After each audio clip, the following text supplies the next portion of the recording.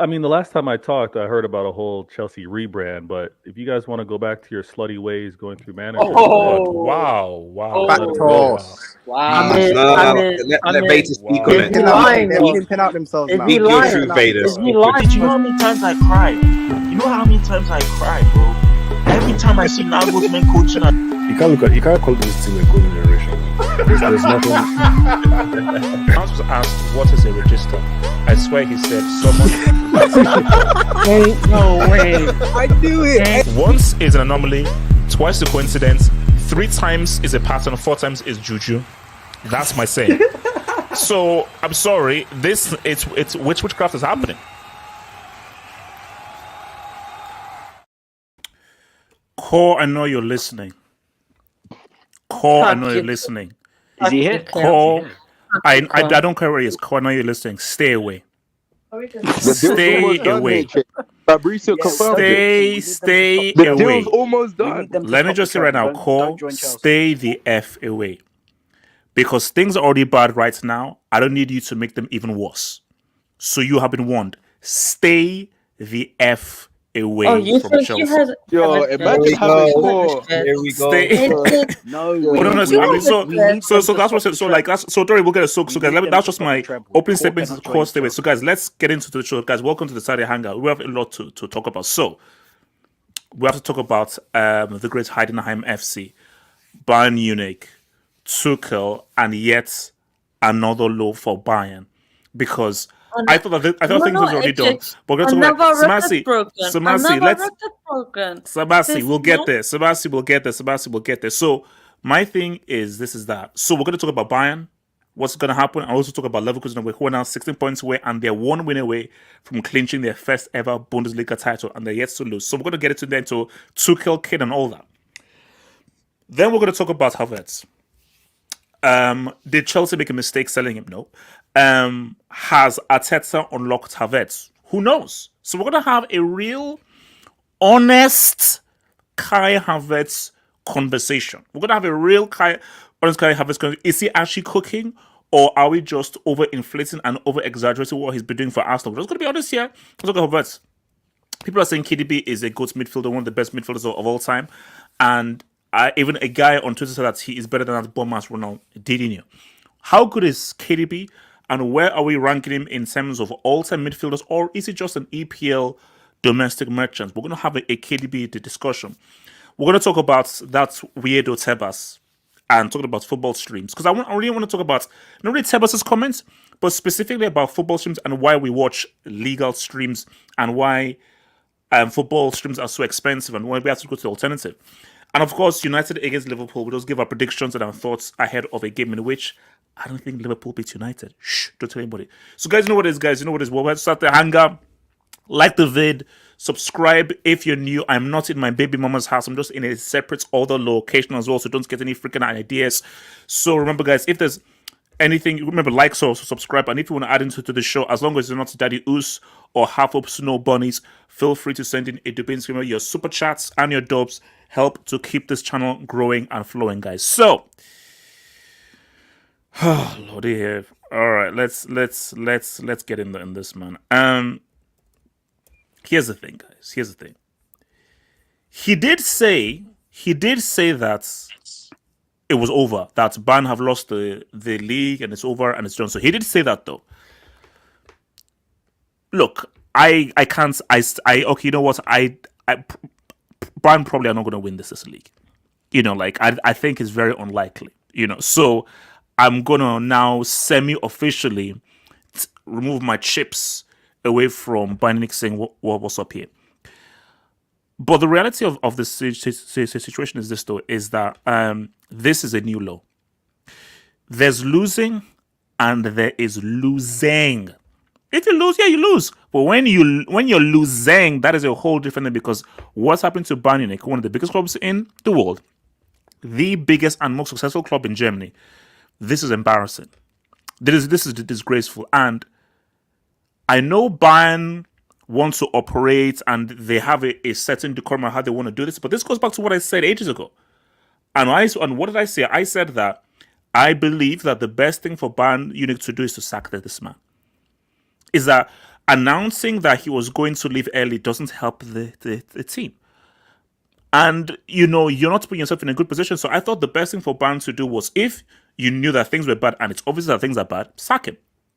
Bring in an interim and see where you can go to the end of the season. Because I promise you right now, an interim would have done a better job. Would they have won the league? No. Win the UCL? No. But they would have done a better job, and they would have had perhaps a better reaction from these players. Because and this is what I say to people, like, once you lose the dressing room, it's over. Let me say that again. Once a manager loses the dressing room and he loses the respect of the players, specifically the senior players, he can never win it back. And he has to be sacked. Simple as that. These are just the pure facts of football and how football will always work and always operate. It's happened to Ancelotti. Ancelotti was sacked because the senior players were like, nah, get up, bro. Like, it's not even the team, it's the senior players. Once those senior players, those veterans, the guys that command respect within the club, lose faith in the manager, it's over and he has to be sacked. Because it is obvious that they've lost faith in him. It's obvious that there's no communication within him because, I'm sorry, there is no excuse to listen to Heidenheim. Because, you see, everyone has to be blamed. You can blame the manager, you have to blame the players as well. Kane, you had a very good chance. You had another 1v1. Yeah, fuck him.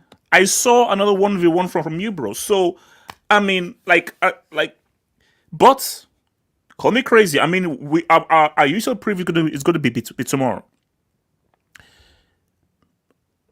I see a narrative here. You're getting fucked by Call Arsenal. me crazy, call me mad. I see a narrative here.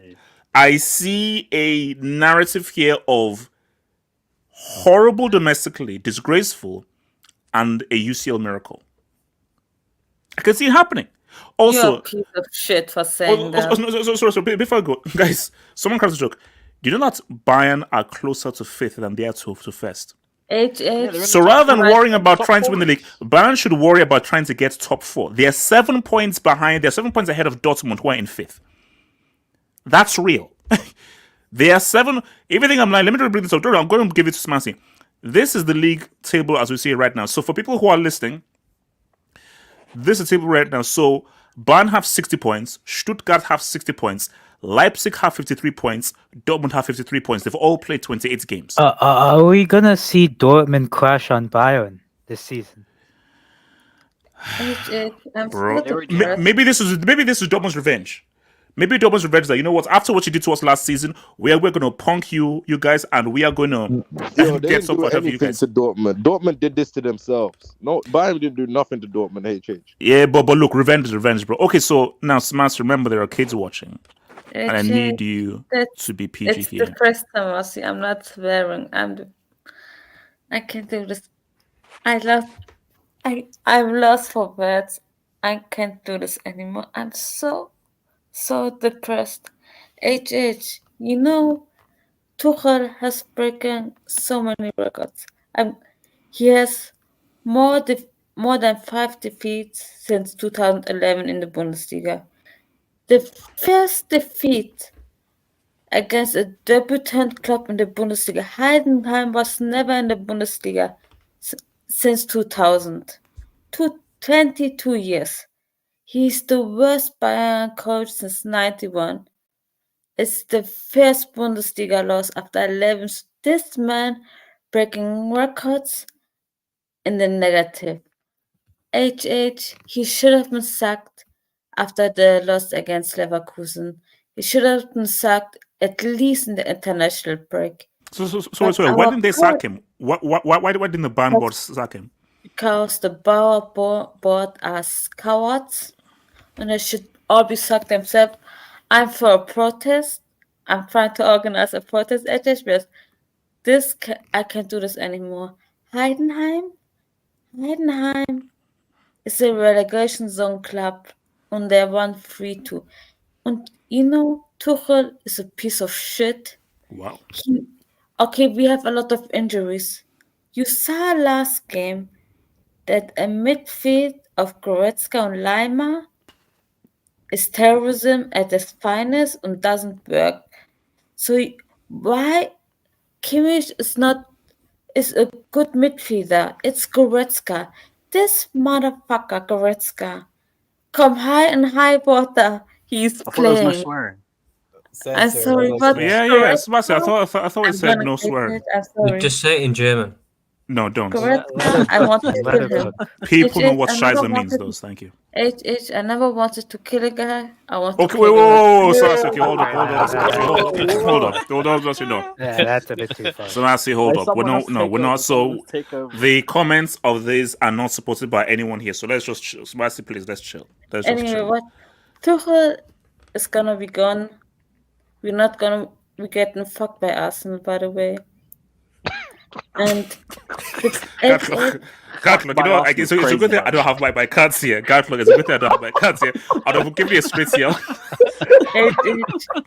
Gartlock, I'd have given you a straight red for that. Gartlock, I'd have given you a straight red for that, but that's messed up. And you know why that's messed up? It's a double entendre, but continue. The next season, the UCL final is gonna be in Germany, and I guarantee you this: we're not making top 4. We're not gonna play in the Stop it. Come on, Champions okay, League. stop on. That's just No, No, that's different. That's H. different. Come on. We're gonna play in Europa.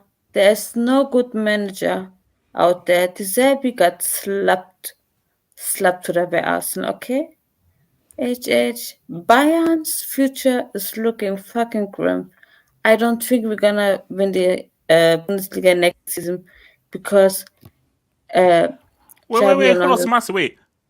That's what Kane came for, a freaking trophy. So that Kane is going to come to Bayern and not get a trophy? What? That's why he came here. Yeah. 2 years at least. We have so many problems from the players. We have to buy new players. We have to get rid of Gnabry. I don't want to see his fat ass ever again. Sane. Whoa, respect please him, man. fuck up. Respect him. No, I don't respect him. Goretzka, that fucking terrorist, him and Lima, I don't want to see him. You know, is it To me- Rodin? Thank you. No, Thank you, to Josh me- Rodin.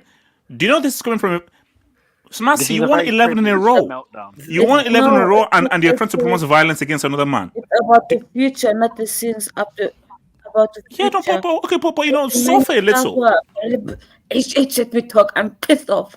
One season. Oh. Yeah. I need to go after. I need to go after. Yeah, can I have the Okay, Gallic continue, as well? Sebastian, go for it. Can Sebastian, I go go for it. after It's Jade? Yeah. There are no good managers available. Some of these players who suck don't want to leave Bayern because they're on 80 million year contract. Shout out to Brazzo. Shout out to this dickhead who gave Goretzka an 80 million deal. I don't 3 seasons at least. It's gonna, when Arsenal were in the mud, this is David Moyes. This is the David Moyes season. I don't think Bayern will recover from this season for the next few years. This is we are horrendous, Ed, and I'm so depressed. You know what, Ed? The Euros are coming. If Germany get grouped, I don't know what I'm going to do. I don't know what I'm going to do. Okay. But okay, Sebastian, here's the thing. I know it's hard, but there's just a bit of perspective My there. mental health's at stake, okay? Germany, don't do it to me, okay? Listen, life is about peaks and troughs. It's about ups and downs. Look at me. I was basking in UCLs, league titles, club world cups, breaking records. It's not Club I'd World like Cups, the greatest it's player in the Club world. World Cup. So basically, Let's talk about put it this way. I lived through like where we're winning UCLs back to back UCLs. That's what we're doing. So I've gone from back to back UCLs to 12th, 11th. Oh, what? You're So- a Real Madrid fan? These things happen. No, he's a Real These Madrid things fan. happen. So Sebastian, imagine how I feel where we went from back to back UCLs to now 12th, 11th, and not even qualified. When did you go back to back? We're not losing. Can I please? We're not losing to Heidenheim, but we are 12th and 11th, which is still crazy. 12th and 11th is crazy. Yeah, that's You're back-to-back mid-table. I don't remember back-to-back UCLs. You guys, you're lucky I don't have my cards with me, bro. By the way, Core, We should I have hope you're gonna leave Bayern because look at what happened. 2020, we win a UCL. Who becomes a Bayern fan?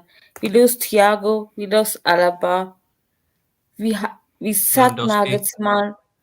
CEO Oliver Kahn doesn't know what to do. Brazil is an idiot. We almost lose the title, and now we are stuck with Tuchel. This is a mess, people. This is like we need like Arsenal, a project for the next 3 years to get out of the mess. And it's not gonna be pretty. It's not. I don't think. Okay. Let me. Gatlock, talk to me, man. Gatlock, is it? Do you think this is that bad? Because Gatlock, okay, look, go from a certain perspective. Bayern fans saw their team win 11 in a row. So basically, Bayern have not gone trophyless since 2012. So since 2012, they won at least one trophy. At least one trophy since 2012. And also in that time, they don't won the Bundesliga title 11 times in a row. So are things that bad for Bayern? How do I put this? This is what we call, well, since the ladies one that spoke, I'll say this is what we call rich girl problem. I was going to say rich man problem, but for her, we say rich girl problem. Yeah. People like us are I'm sorry, Gatlock. This is not the rich girl problem. Okay. Wait. Let Gatlock land. Let him land. Oh, you're not going to win a trophy this season. One season out of only God knows how many in your history, and your money. Come on, man. Liverpool fans are even happy at the fact that they won one Premier League, and bro, United fans are happy that they won one Carabao Cup. Arsenal fans are celebrating FA Cup. You have titles 11 times in a row. Okay, this okay. 1 year is not going to kill you. 1 year is not going to kill you. Even if it's not 2 years, about this. It's about the future. I'm more worried about the future. Look at where Barca came from. They came from treble. They came from Messi, Busquets, Xavi, Iniesta. All these world-class players. I know one is in the prison right now, but he too was good. And as for but look at what they've gone to now. Sergio Dest. The best player they have is João Cancelo. Gundogan is aging. I mean, all these players are getting injured. Respect 94% Eric of the Garcia, eye bro. test. They haven't suffered Eric Garcia. And how many points are they behind Real Madrid?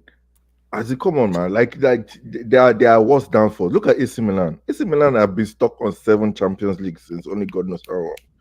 And one of the last time they even made it to the semifinals, okay, last year, okay, except for last year, one of the last time they even sniffed this kind of stage. So there are worse problems. Okay, don't worry, you get back on top. It's Bayern. I'm still depressed, people. I'm sorry. I'm still depressed. No. Yes, I get like it's for me. I don't. For me, basically, put it this way.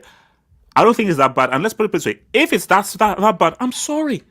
That's how football should work. So let's say Bayern go through a spell where it's difficult and so forth. Bro, it's like, I'm sorry, that's how football works. Picks up Man United. Somebody even said Juventus. AC. See, some of you guys are too young. I remember a time when AC Milan were the biggest club in the world. Arguably the biggest club in the world. Right now, they're just like it's a side chick team. Every great club goes up and goes down. And my thing is that, do you know what makes this different? So this one makes this different. All the teams that we named, none of them have had the level of dominance that Bayern have had in Germany. True.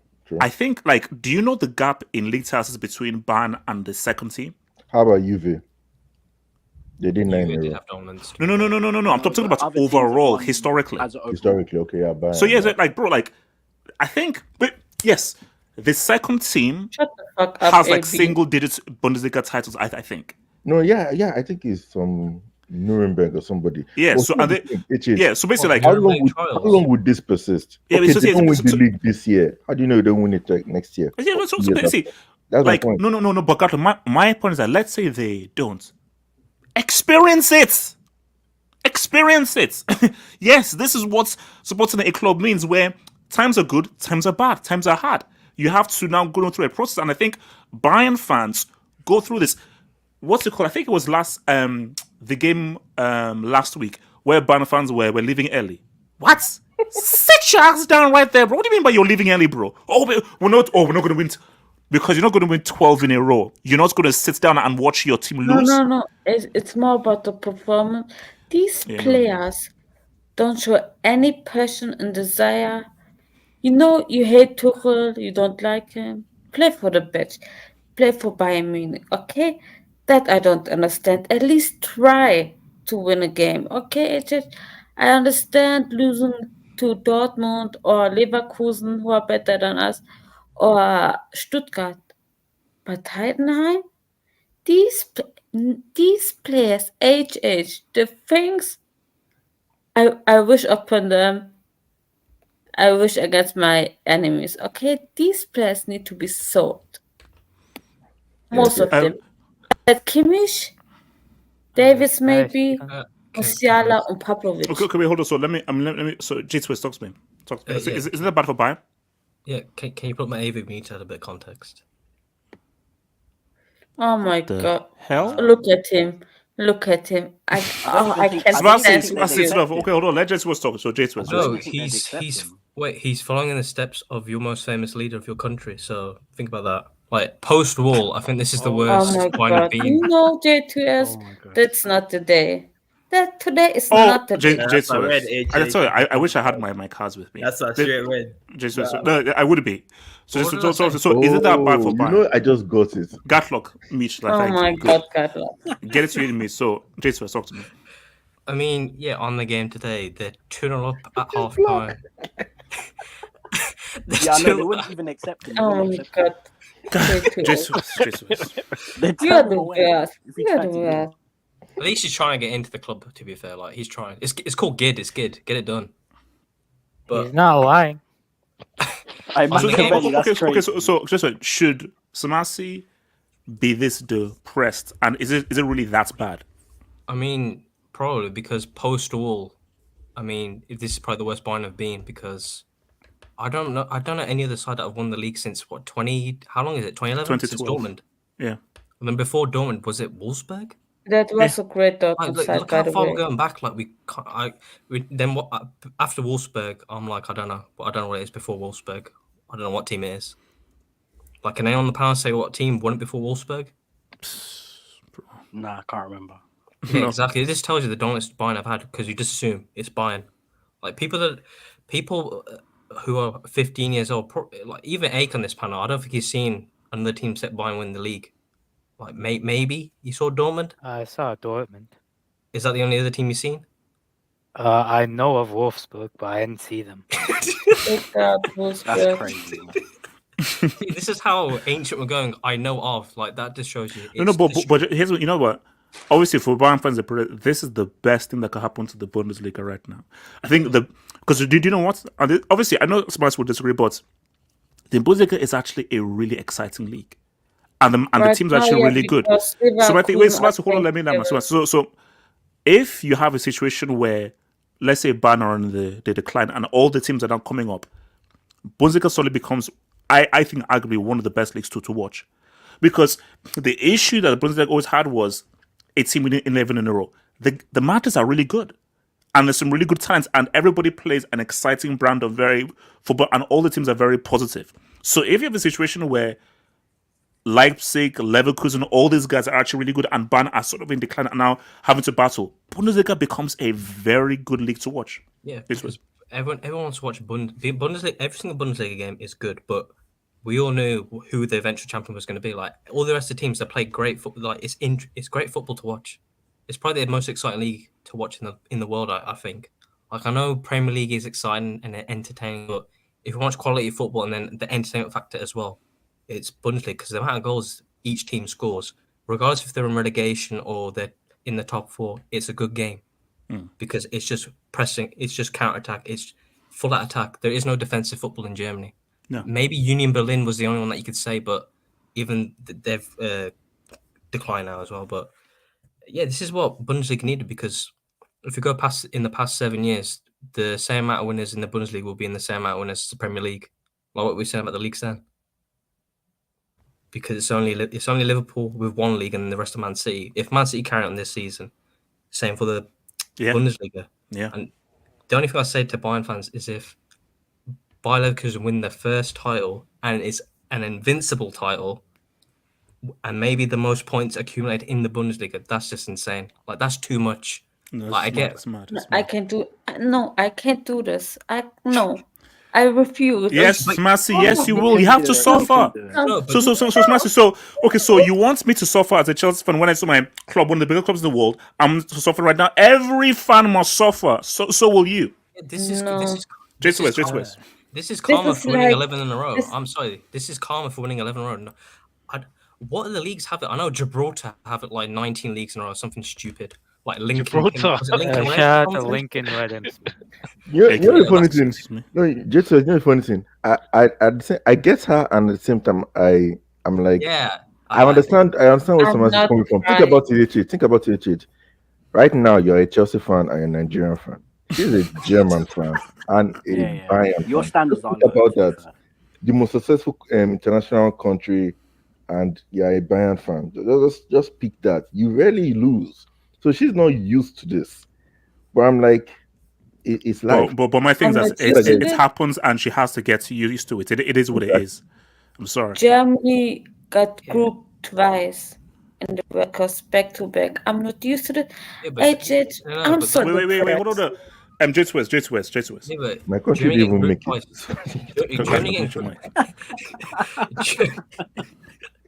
Germany getting grouped twice and losing to England in the Euros is a tax for that 7-1. It's a hit. Oh wow. That's what you get for because you destroyed a whole nation. You put that country in recession basically. Like you killed Brazilian football. Crazy. I just remember what they done to Barcelona as well. Yeah, exactly. And then Bayern Munich, you destroyed Barcelona, you destroyed Messi, you destroyed how many clubs? You destroyed the whole German football league. Like 11 in a row is insane. Like how many leagues are Bayern on? Like 30 something? It's mad. Exactly. And then you got Nuremberg trials that are on like 9.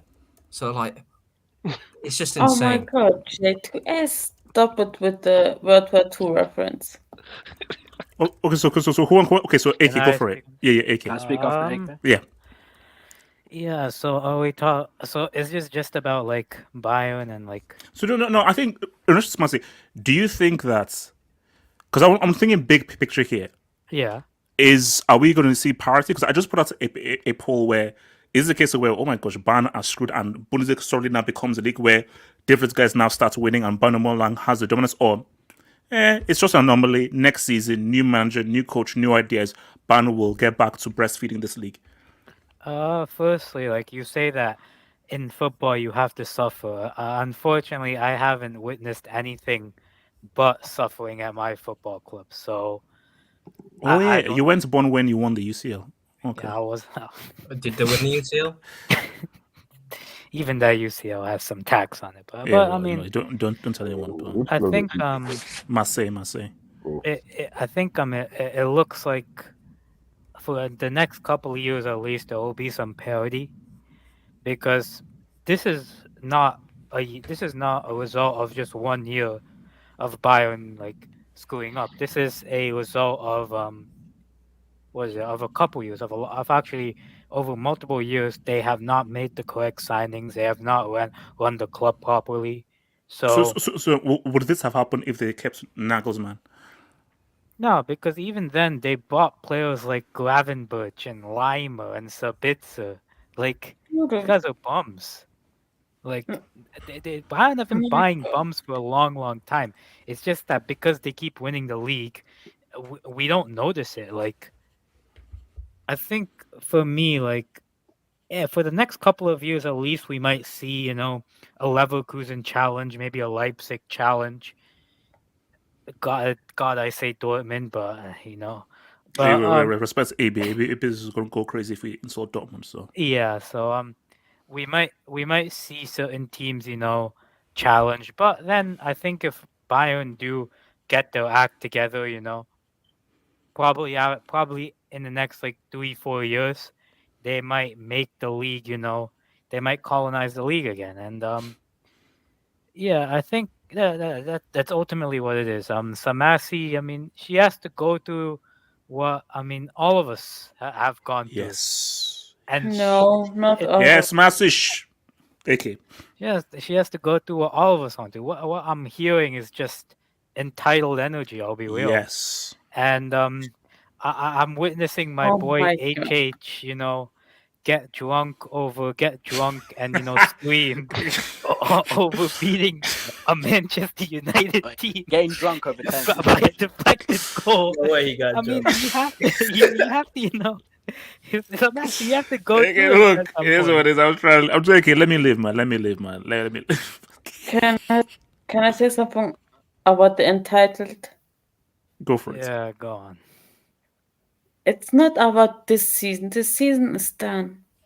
I'm scared about Bayern's future. Because I am which scared about manager? Bayern's future. You're the biggest club in Germany. You're gonna have everybody in Germany wants to play for you.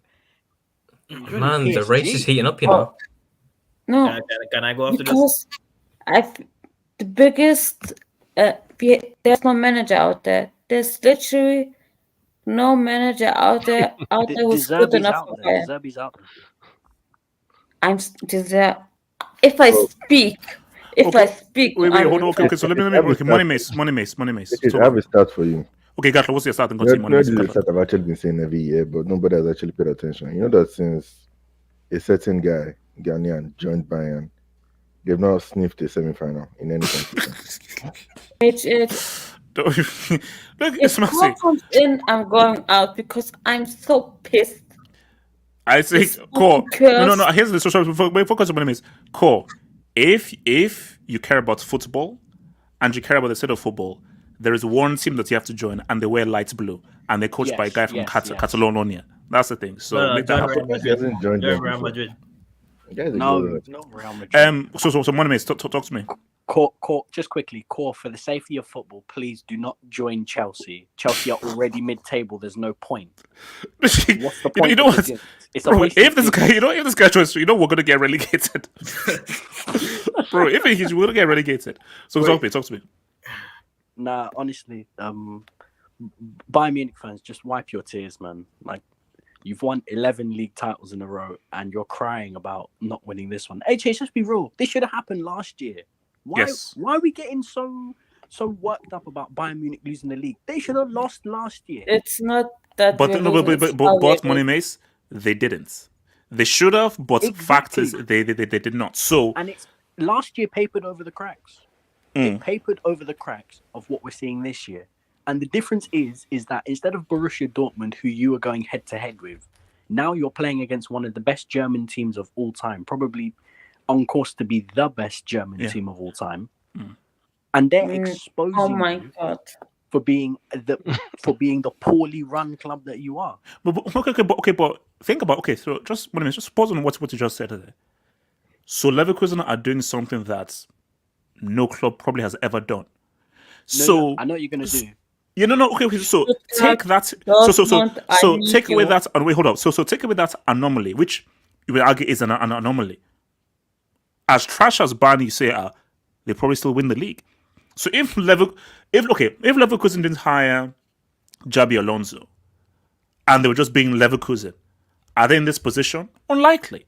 So most likely, Bayern would still be winning this league, if not for the circumstances of, you found this Xabi Alonso, who just happens to be this incredible, amazing coach, and this group of specific players. Because let's be real, they're still in second, and they're still 7 points. Obviously, they're level on points. Okay, they're level on points with Stuttgart now. So if let's say you don't have a Leverkusen and it was them and Stuttgart, Bayern would still win this league. So all I'm saying is that thank goodness for Xabi Alonso and the Leverkusen for actually making this exciting. But yeah. Well, yes, and I do agree with you that even if Bayern Munich were playing well, they still wouldn't be top because of what Leverkusen is doing. However, HH, the problem is not Leverkusen being top. Losing the league to what Leverkusen is doing is not embarrassing. It's the gap. The gap is embarrassing. Leverkusen could win this league title by April. Early April. HH. That's crazy. Exact 16 points. That's if it was like 5 or 6 points and Bayer Leverkusen win this league, and they've gone unbeaten, you can hold your hands up and say, listen, that's just an incredible season. You can't do much. Like, for example, when City beat Liverpool to the league, 97 points to 98, no one can look at Liverpool and say, that's embarrassing. No. Bro, you lost to the team that won 98 points. But this is embarrassing. And HH, I smell blood in the water. Money Mace, that save it for tomorrow. No. Save it for Sunday. Save it for Sunday. Because no.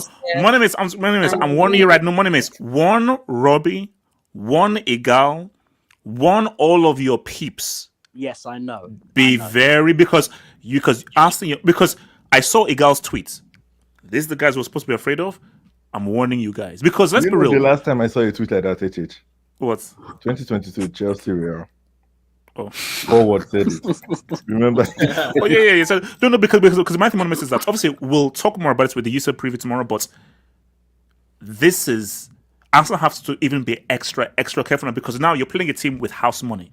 Exactly. But right now, because in their minds, like, bro, this is our only chance right now is this. So you're going to face a team that forget Tuchel. You're going to face players who are now going to go all out to be like, this is our only chance of a damn trophy. So this is actually even more tricky because you're now stuck between a rock and a hard place of like, it's Bayern, but they're really bad. They're horrible. They're losing to we'll talk more, but this first leg is even harder for us because for a player, you're like, they lost to Heidenheim. And because of social media, you know the narrative of Tuchel is bad, they're horrible and everything. And that could be very dangerous going into this game. Yeah, but the problem is we don't know what Bayern will get because we've never seen desperate Bayern before. This is the only chance for a trophy. We've never seen this. Yeah, I've never seen before. So money miss. If Bayern Munich... Hold on. Money miss. If Bayern Munich had a good coach, I'd probably lean towards them. 60-40. They're slight favourites over us because they have better quality players over us. Tuchel makes Arsenal the favourites going into the tie. That's how bad Tuchel is. Okay, never mind. Okay, wait. That's how bad Tuchel is. Ricardo, thoughts on this whole band thing, man? Well, they lost to what? Wait, hold on. Do you have your echo cancellation on or off, bro? You sound like Jimmy the Mouse. It's off. Okay, go. Can you hear me? Yeah. Better not, yeah. All right. It was a fumble and a half today. Who do they face? Heidenheim. This is the first time they've been in the Bundesliga ever. Okay, wherever the hell that is. But Heidenheim. Heisenberg. Let's keep it a Heisenberg. All right. Shout out to all my Canadians. Heineken took a dub today. Look, I don't think. I don't think. If you're a Bayern fan, I don't really think this is a big deal. If I'm being brutally honest. Yeah, you lost the league. You won it 11 straight times. I mean, cry me a fucking river. You won it 11 straight times. When last time was it 2010? Bro, the last time Bayern did not win the league, I graduated high school.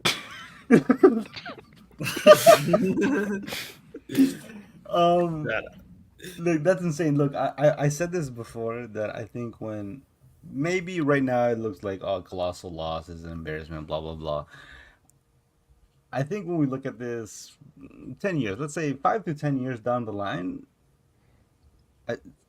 this is an incredible accomplishment. If I'm being see, you've said it before, and I didn't want to disagree. Look at, so I think even Callisto put it in the chat. So Bayern have like crazy amounts of league titles. The team that have the most is Nuremberg, and they have 9. Nuremberg trials. Yeah. Sure, I understand that, and most of them were won before the war. Okay, World War One. I understand that, but however, the Bundesliga wasn't formalized until like 1960.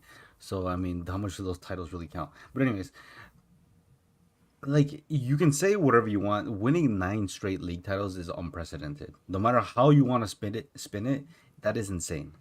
And I think right now we're not going to appreciate it because obviously the context behind it. But regardless, that is That is an insane level of accomplishment. And like I said, we're not gonna see it now. We're not gonna appreciate it now. It's the same thing with Juventus. Winning 9 in a row was incredible. Winning 11 in a row is incredible. I'm just saying this is how I personally see it. So I mean, maybe later down the line, maybe when like 30 years down the line, when we look back at football in this time, we're like, honestly, Bayern winning 11 was insane because it's not just about the performance on the pitch. Because remember, these guys were winning Champions League as well. So and they were competing in it. So it's not like this is just a bum ass league. However, at the same time, this is you could say that this is a testament to how good the club was managed throughout those 11 years. Yeah, you could say they poached all the talent in and around the country. It doesn't matter. They still had a very attractive project if you were a German player. So why wouldn't you join Bayern Munich? That's kind of like a shortcut to the national team anyways. So you can say what you want. I still think that this Bayern dynasty or the last 11 years has been absolutely incredible.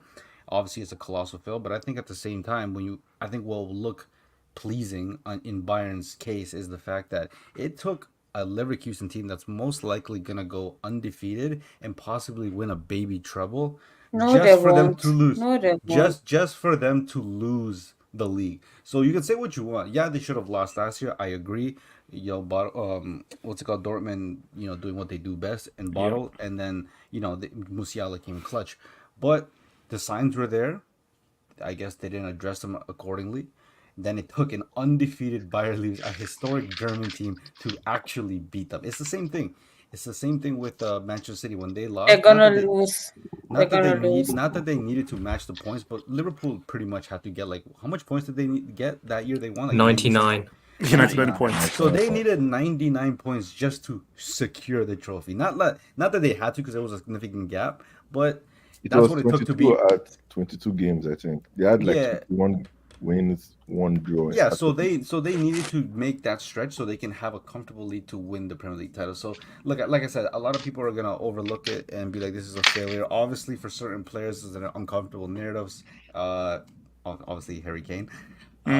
But to be fair, I can't blame Harry Kane. He did his part. He's putting in the goals. He's putting in the assists. No, but again, it's like don't. No, but no, because I feel. Do you know why it's so critical for Kane? Let's say he breaks Lewandowski's record right now. For what? No, for sure. But ultimately, the way I see it, he has. Nobody is. I get what you're saying. He has done his job and he's done his best. But the fact that we live, unfortunately, in a very binary world that is without context, and in a world that is obsessed with narrative. What is the narrative? Kane is trophyless. You don't get a trophy. No, for sure, but it completely wait, hold on, Ricardo. It completely depends on who you're talking football with. Obviously, like all of us here, we watch quite a lot of football, so I mean, we know what the context is here. But yeah, he didn't show up, I believe, against both Leverkusen games. I think they didn't show up against one Dortmund game. But the reality is, you don't win leagues beating the big teams. You win leagues beating the shit teams. And look how much goals the guy has. He has curb stomped the shit teams. So he did his part. The defense, not so much. The midfield, shambles. It is what it is. Next season, you re-up. We'll see what Bayern Munich can do over the summer. They have to go big, or else this is just going to be a repeat of next year, especially with Xavi Alonso staying. If they can keep the personnel together, I can see Leverkusen going back to back. Let me about your goal scoring. Can I add one thing as well? Bro, in the Premier League, if you think about it, because City have been dominant, how many times have a City player been the top goal scorer in the Premier League? Usually Harry Kane or Salah or somebody. Oh, yeah. And they usually don't win it. It's about the team. So who said they wanted to go? Oh, yeah, me. That was the one. Who? Wait, who said me? Kule. Oh, Kule. Okay, go Kule. You're not spoke yet. So Kule now, but just all right. First of all, I like to say that I'm enjoying this Bayern Munich downfall, but at the end of the day, obviously because of we were all there for 8-2, bro. Exactly. So first of all, Samas, you've spoken already. Cool. Talk. All right. First of all, I like to say, give me Bayern in the final. Give me Bayern. Bro, I want Bayern. Hold on. They're acting like there's the end of the world, bro. But shout out to Core, who is about to join Chelsea, and congratulations to Valverde and Athletic Bilbao for winning the Copa del Rey. The saddest thing about this them losing this title is the fact that the way they dismantled their entire structure they had with the players. They had Alaba, and Thiago. Bro, like I still don't understand till this day why they even signed Tuchel as a manager, even though I fully believe that I blame the board more than the actual manager at this moment, because the signs and the poor decisions that they've made, like it's really was pretty amateur, like very unlike Bayern, you know.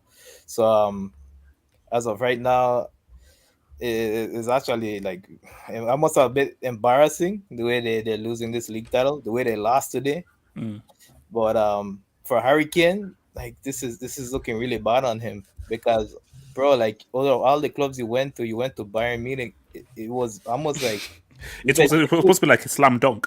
Yeah, it should be even easier for you to win the Bundesliga, and because bro, like 11 in a row, bro, and you go there, and all of a sudden Bayern Munich, like all of this everything just decides to crumble down. So Jesus, you want to say something, Jesus? Yeah, like Ricardo was saying, the last time he saw someone other than Bayern Munich he graduated high school. Another insane fact is, last time a team other than Bayern won the Bundesliga, HH still had hair. I've always wait. What do you mean by that? I've always had hair. You think this is real? The last time. This is an object of illusion. No, we can't see the hairline. We actually saw the hairline back then. Exactly, facts. The last time, bro. Go and watch your 7-1 reaction, bro. The last time Bayern lost the league, bro. I think Spain was the holder of the World Cup, fam. Well, so half hope snowball is why I told you not to send a dub. I'm happy for him. LL after Havertz G. Spoken like a man in a cuckold session. The three white kits is Kai, Timo, Mace, Courage, CFC to a CCL. All right. See, I told this guy's a clown, man. Dungo come out. The crazy thing is that Leverkusen still hasn't lost. Wait, are these guys going to go unbeaten? They cannot go invincible. I don't get something needs to No, they won't go invincible. You know what? Dortmund will beat them. Dortmund will beat them. When are they playing Dortmund? In the league? I hope so. Like not the next game, but the game after the next. They also play Stuttgart. They also play Stuttgart. No, but you know what the thing is, like, look, I think they should go for it, but the main thing though is win the title at home, because their next game is at home. So win the title in your home ground in front of your fans. Best thing to freaking do. So once you do that, go for. But let's be real. Yes, that'd be cool. That'd be amazing. But the main thing is just win that title and win, because they've never won a major trophy. These guys have never won a major trophy. Like Javi Alonso, you are on the brink of something freaking incredibly historic. So it's mad. Hold on. If Javi Alonso does this, does that make him greater than a certain Spanish guy that was? Does that make him the greater Spanish manager in the Bundesliga than a guy that was in Bayern? Yes, 100%. It's better than Pep. Pound for 1,000%. You don't go invincible, bro. That ain't normal, bro. Like, you should give him his credit. Albert Fair, the CIA infiltrated the Discord server. Its peak. Oh wow, really? Well, look, anybody who's been on that Discord server, things just got a bit crazy. I mean, but like, let's not go into Discord right now. All I'm saying though is that Wing, no one gets a pass for saying the word. That's what I'm saying. Daddy Us, HH, how much dollars free speech for Abdul Ricardo? What? What's this going about?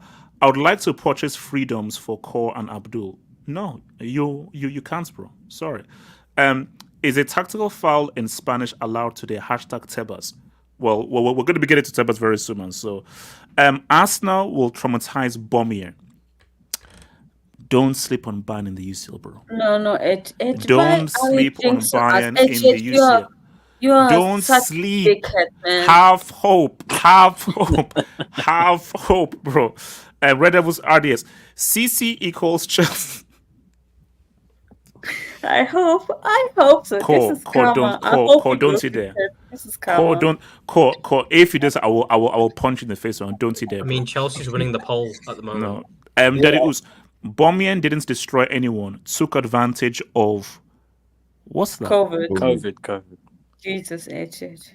Wait, but what's that symbol? It's probably a disease. It's a But here's the thing. bacteria. COVID-18. Are you So why can't serious?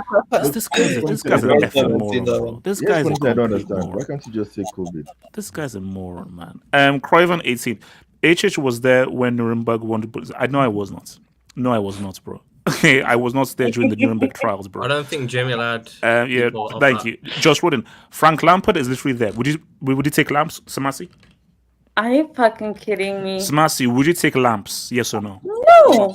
No, he's heading to Are you Canada. Samasi, are you sure? Are you sure? If he comes, I'm not gonna live anymore. If he comes, I'm not gonna live. Wait, hold on. No, this is crazy.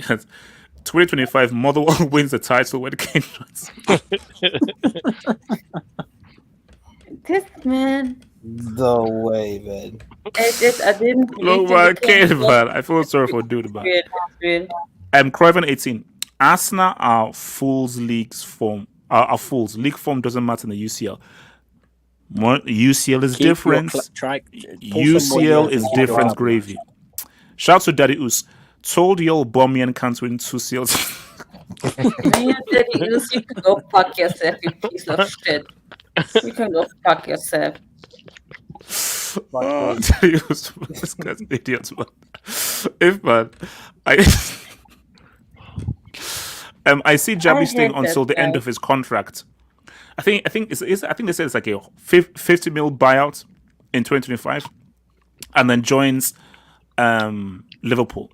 I see Leverkusen winning next year, back-to-back win since Klopp. Yeah, No. I mean, potentially. It's gonna stay. The only player who's gonna probably leave is Frimpong. That's it. All of us gonna stay. So it's gonna be next season a battle again. If man, Bayern Munich next season in transition, but win it in 2026. Well, are you sure? Bayern Munich is rebuilt and just beat Jabi in his last season. Once Jabi leaves and Bundesliga player leaves, Bayern Munich will colonize the league again after 2-year hiatus. Yeah, of course, bro. Bayern are going back to colonizing this league. Like, the best thing is for Bayern to truly be in a rebuild and for a team to go through, but I don't believe that. Bayern are going to go on like another 6, 7, 8 year run. This is just, basically, this is similar to what Klopp did with Dortmund. It's a mini little dominance from Leverkusen, but because it's Leverkusen, Havertz is going to get bought. Boniface is going to get bought. Grimaldo 1000% is going to get bought. Jabi Alonso is going to leave, and then Bayern will go back to dominating. And don't be surprised if Havertz and Grimaldo go to Bayern Munich. So, Blaze 8. Remember when I warned you that Arsenal could do this year? I can close my Twitter and disappear, but you can't. And also remember how we can just never move above 8th. I'll see it. I'll believe it when I see it. I will believe it when I see it if Arsenal can win that damn league. Let them first do it before I can believe it. If, man, no German club ever went invincible. Bayern Munich didn't go invincible during the 11 year in a row, while Juve 9 in a row in 11-12. Imagine West Ham beats Bundesliga and Europa. Look, I already said that. For me, no, they're not going invincible. They're going to lose at least one. For me, I feel if they win next year, if they win the next weekend and win the league, mentally they'll change a bit and they will lose. They will lose. And that's one reason why I think West Ham could probably beat Leverkusen. Not 100%. As Kane has been doing his job for 8 years, will be 31 this year and is yet to do his job on his way to a trophy or perform when it matters for club and country. Look, Kane has 2 chances right now: UCL and Euros. Good. Simple as that. Good. All right. Money Mace is a mic working there, Money Mace? Yes, it is.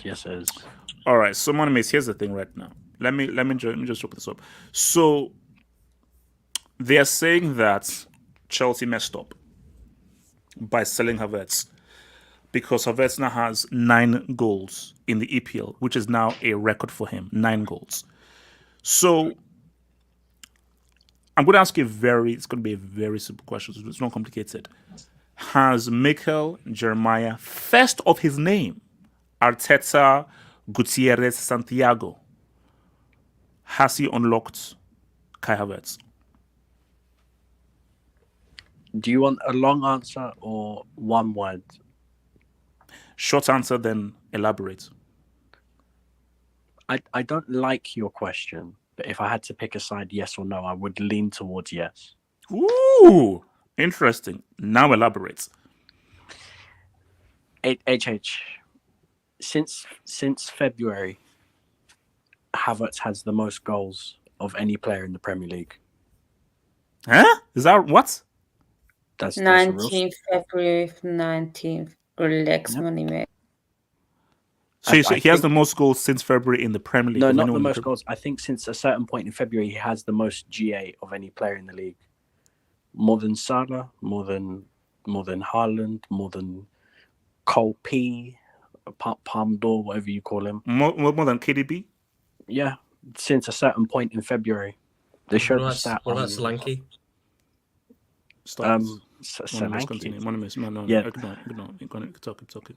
Yeah, since a certain point in February, he's scoring more goals than all the Chelsea forwards. Would you take him back? Would I take him back? No. Because see, here's the thing again. Nico J's good, isn't he? No. Here's the thing. My thing is, will Havertz change Chelsea's season? No. Because he's not a prolific goal scorer. Because you see, here's my thing.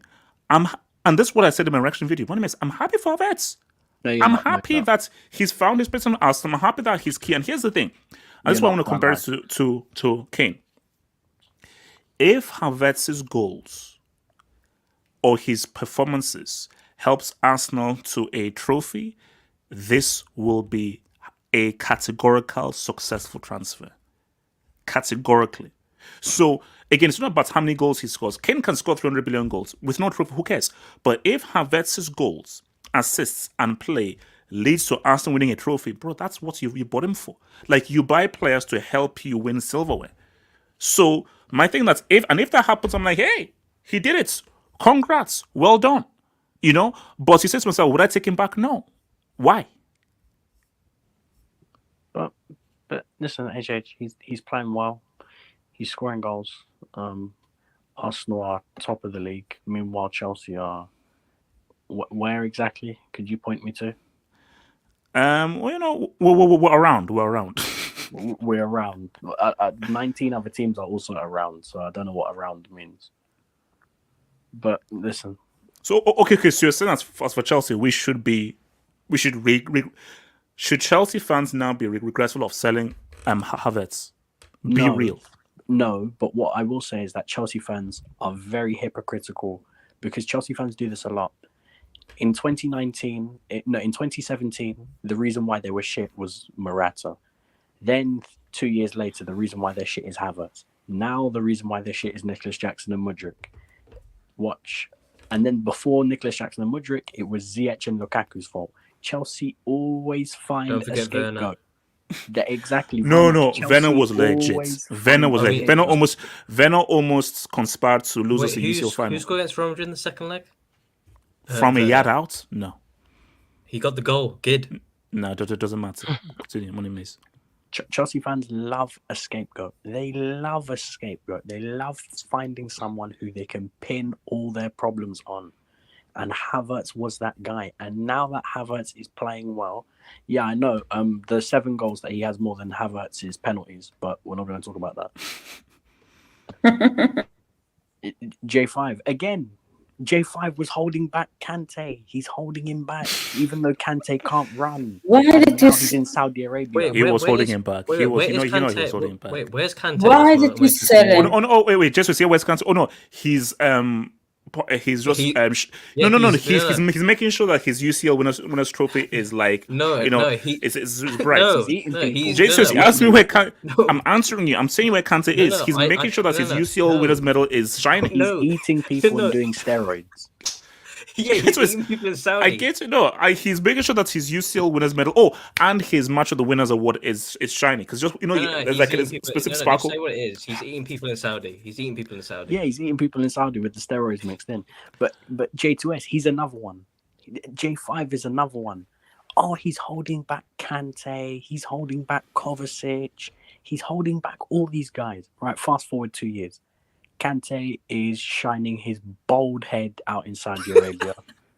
Kovacic is holding bench for Manchester City, and J5 is starting for a team in a title race and the quarterfinals of the UCL. It's funny how time changes. In a title race, not to have won a title, you're in a title race because we don't know whether you're going to win, and you are in a UCL quarter, which we don't know not we're even going to in win. a title race in Saudi Arabia. What are we talking about? our Etihad near the top. No, I don't like him fair position. No. Okay, so here's like, I'm happy for what Havertz is doing. I'm happy, but here's the thing: unless unless he wins you a trophy, it doesn't matter. It really doesn't, because let's be real. What you bought Havertz?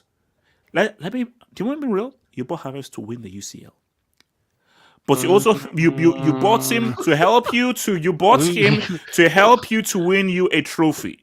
That's what you're putting for. So if you don't win a trophy, then there's no point in buying him. This is a new narrative. I know. I've never heard this before. Okay, so you're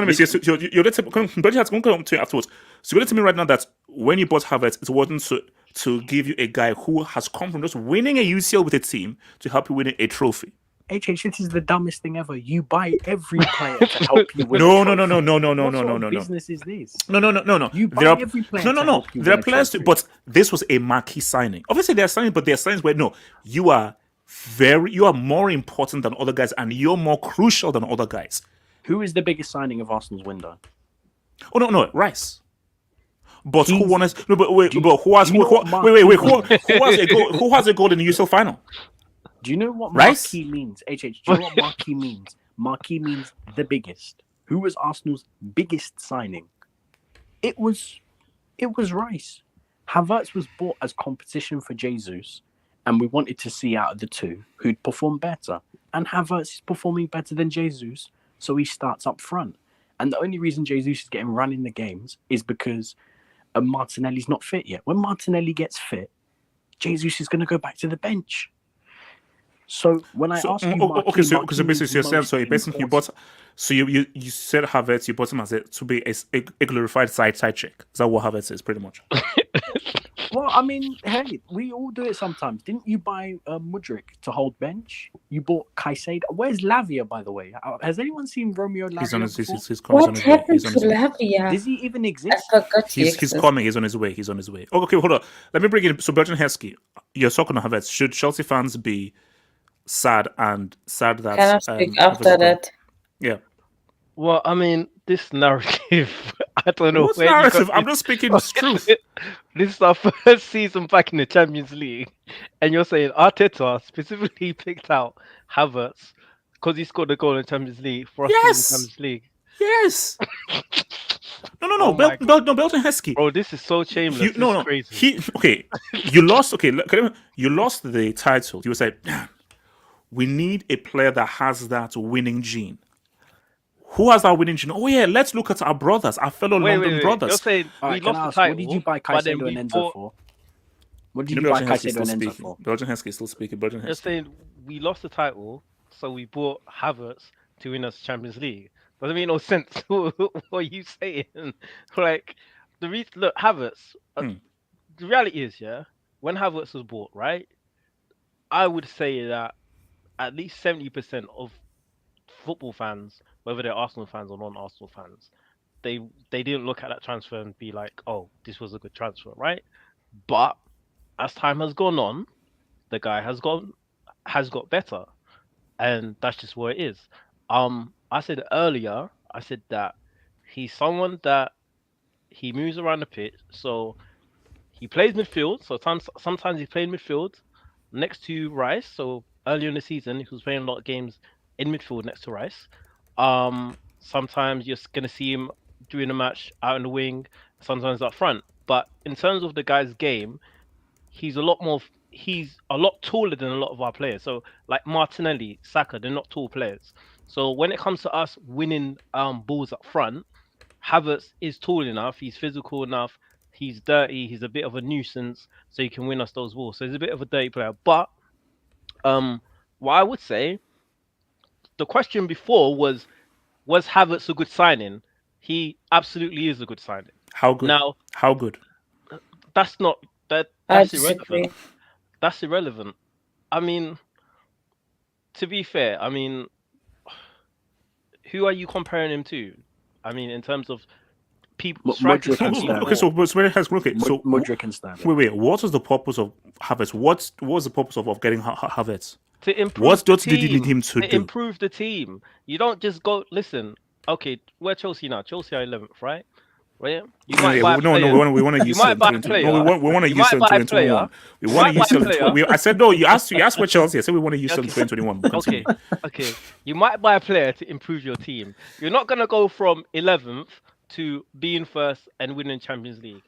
The players you buy a player to improve your team, and that's what Havertz done. Havertz has come in.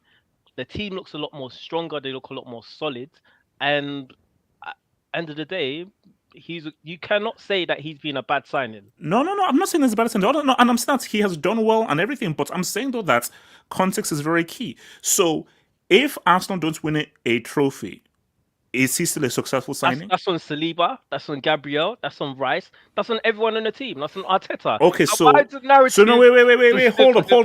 Okay, hold up. Let's say you play Man United and Havertz misses a 1v1. Let's say you play us on the 23rd and he misses from 2 yards and you lose the league by 2 points. What now? But the 23rd doesn't matter because we'll probably beat you 5-0 that day. So even if he misses, it's missing for 6-0. Money miss. We'll come back to Money that. We'll miss. come back to that. So we'll come back So to all that. the games you've seen players like, I don't know, Aguero or Salah, whoever missed, then it's because they've missed, then it's their fault that Liverpool or City have lost the league. That makes no sense. Because Havertz hold up. Havertz has obviously now replaced Jesus. Havertz is your main has to be a key goal scorer. Has to be a key goal scorer. So maybe don't you have standards? Yes, don't you have standards? What's your standards right now? Can I respond? Hold on. Can I respond? Our standards are 2-time UCL winners, 2-time Europa League winners. We have the best defensive record in Premier League history. How far below those standards are you? Please bring it up the big table. No, but like, for me, I'm happy for Havertz, and I'm happy that he's doing well for us. And I think that I am. You understand? No. There is no asterisk. I am happy for him. All I'm saying though is, I just feel that there are more important games to come. Because here's the thing: if Havertz does deliver you a trophy, congratulations. That is a successful. That is a successful transfer.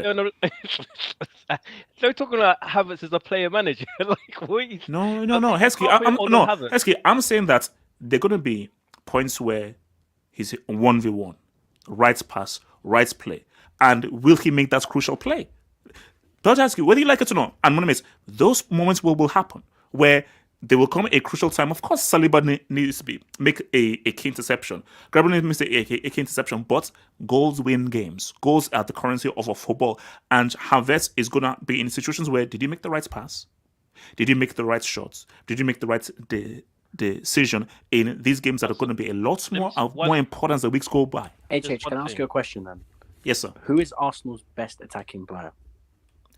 Odegaard. Who is Arsenal's second best attacking player? This season, Trossard. Trossard is great. Who's Arsenal's third best attacking player? Money Mace. Can I respond? Money Mace. No. Money Mace. Here's no. Okay. I'll ask you a question. Why didn't you answer? Okay. Yeah. The answer to the question is, I don't give a damn. Havertz. Oh my god. Havertz. As long as Havertz is on that pitch, he may not be as good as Odegaard, be as good as Trossard, or as Saka, but he's still there and still plays a crucial position. And no. Money Mace. Hold on, Money Mace. No. You can't have a guy who scored the winning goal in the UCL final and say he's not there for the big games. Because hold on, quickly. Odegaard and Trossard, have they scored in the UCL final? No, but you have to let me respond. My point is not that Havertz does not get blamed if he misses. My thing is, you just said that Havertz is the reason that Arsenal are going to win these big trophies. So therefore, he has to be the one held to that standard. No.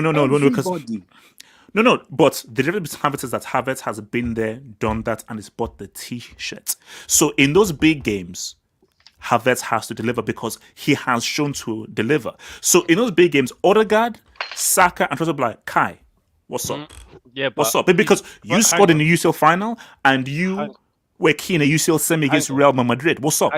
Hang on. Jesus has won more trophies than Havertz. Who? Jesus has won more trophies than Havertz. So, I mean, what are we talking about? No.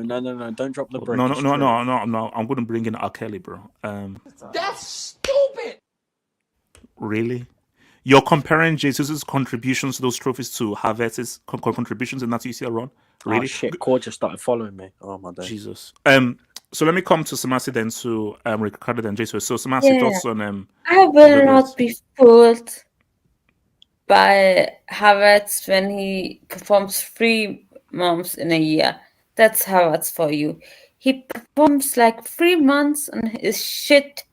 He's a purple patch merchant. Please jinx us. He's a purple patch merchant. Okay, this guy, I've seen in Leverkusen where he was good. And then he stinked up the place for Germany. And he stinked up the place for Chelsea. So no. I will not fucking You're playing this on Tuesday, so be careful, you know. Who scored both goals against France to beat them home and away? Just asking. That's Nagelsmann. You know you're supposed to support your Nagelsmann. No, can I speak? That's more on Nagelsmann tactics and Wirtz and Musiala and Toni Kroos than on Havertz, who's a tap-in merchant. That's first. No, Havertz is an average player. That's it. That's who he is. There's nothing great about him. He is on 320k a week. He scores 9 goals, and we should praise him because he's got 9 goals. Whoop-de-doo. No, I'm not praising him. I will not fall for it. Okay, Arsenal fans have some standards. Ricardo, thoughts on Havertz? Should Chelsea be regretful of selling our UCL hero, our UCL GOAT? Remember their standards in your speech as well. Very ironic you say that when you literally give this guy 0 credit for actually scoring that goal to deliver the CCL. Wait, hold up. You said I gave Havertz 0 credit? You didn't give him any credit. You didn't give Werner any credit, and Mason Mount. Like the funny thing, the 3 guys you absolutely hate most is the reason why you have a second UCL title. No, and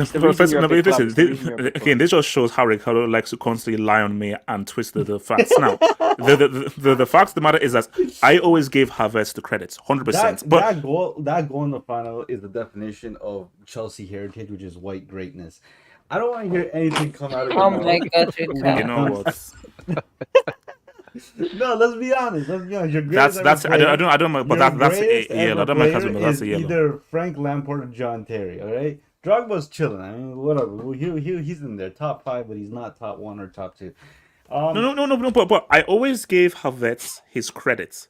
You don't. Mount, no. I actually have not. No. Mount and Werner, I never give them the credit. Havertz, I always give Havertz his credit for scoring that goal. The goal in the final is majority Mount. It's his pass. I ain't gonna lie, majority of the credit my 9-year-old cousin could make that, bro. It was as open as the freaking canyon. It was the most obvious pass to make, bro. I'm sorry, no, bro. It was the most basic pass in the world. That goal was more Mount than Havertz. I don't think Chelsea should regret it because I think every player can be a different player under different systems. Like Chelsea and Arsenal don't play the same type of brand of football.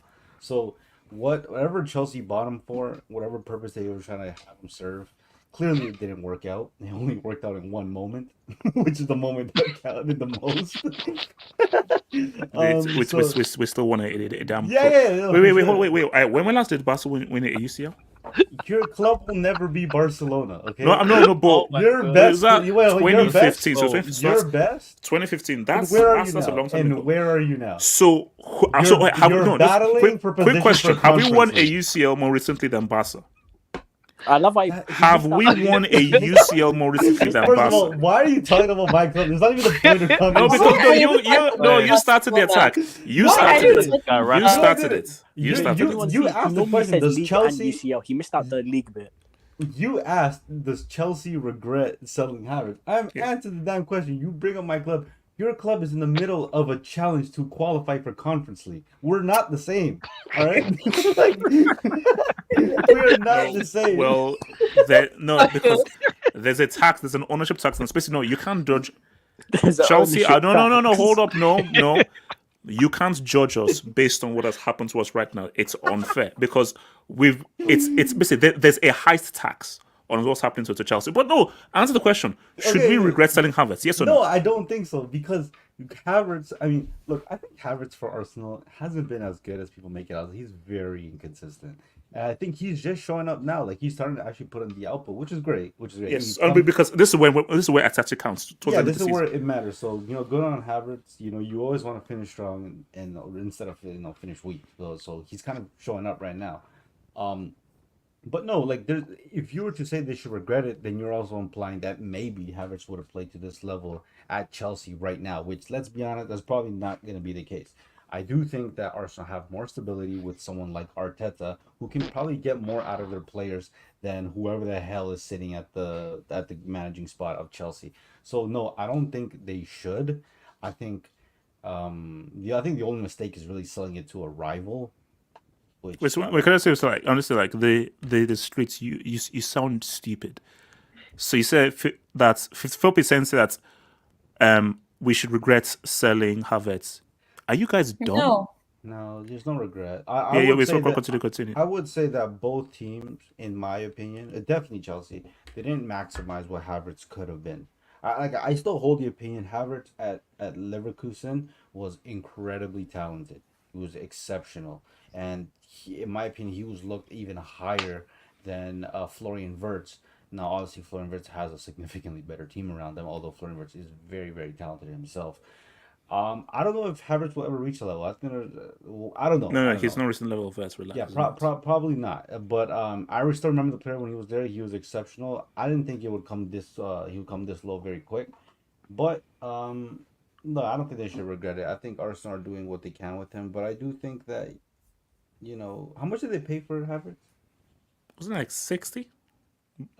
60 with all the extra add-ons of winning trophies. Yeah, I ain't gonna lie. Like that.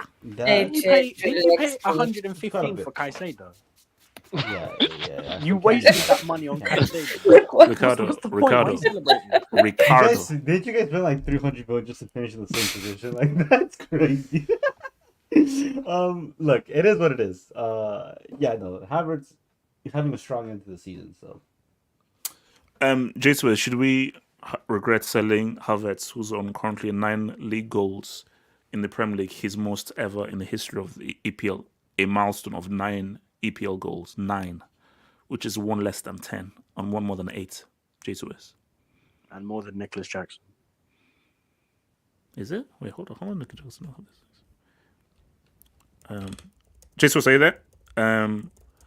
Okay, so money makes and then budget. So what do you expect of Havertz from now until the end of the season? What are you expecting of him? First, money makes I expect a hat-trick against Chelsea. That's minimum. I really expect 5 goals, but no. But be interested. Okay, what? Okay. This is not money time. It's in the running. What is your minimum expectation of what you want Havertz to do? Do you want to just be there to be support and try to provide? Or no, I want you to take an alpha leading role, or you're just there to be a supporting piece. What role do you want him to have in this running? Well, I expect from everyone else good performance. We're at the stage of the season now where performance is more important than anything. I don't care whether you happen to score a goal and we've won the game 1-0. No, if your performance is good and everyone else's performance is good, we will win the game. Simple as. So I expect good performance. You don't have an expectation like, no, we need a goal. I need it to get that goal. So you're not expecting him to score. So if it's 1-1, 75th minutes, I say Havertz, we need a goal. You're not expecting that from Havertz. Unless it's a gilt-edged chance, I'm not looking at him saying he must get the goal. If the chance, I'm at a point where we have lots of players that score goals. If the chance happens to fall for it, you're the one that must take it. But I'm not looking at one person in the team saying they must do this, they must do that. Because when you hinge your bets on one person, that's where your team fails. because then everyone else in the team thinks that they can just skate past and let this person do all the work. I mean, look at Chelsea. Okay. So you don't want a go-to guy. You want it to be a whole team effort. Yes, I want it to be a whole team effort. Look at Chelsea. Chelsea have hedged all their bets on Cole Palmer, and Cole Palmer's fantastic. But Chelsea are where? Exactly. That's what happens when you're a one-man team. He's English Bruno Fernandes. Just get out there. Pen merchant. Thank you. Spurs put all their money on Harry Kane, and they finish 6th or 7th every year. That's all that happens because the rest of your team just feel like, oh, it's fine. We're going to get out of it. Give it to Harry Kane. There's only so much one person can do. One person is one person in a team sport. So therefore, the best team wins these trophies.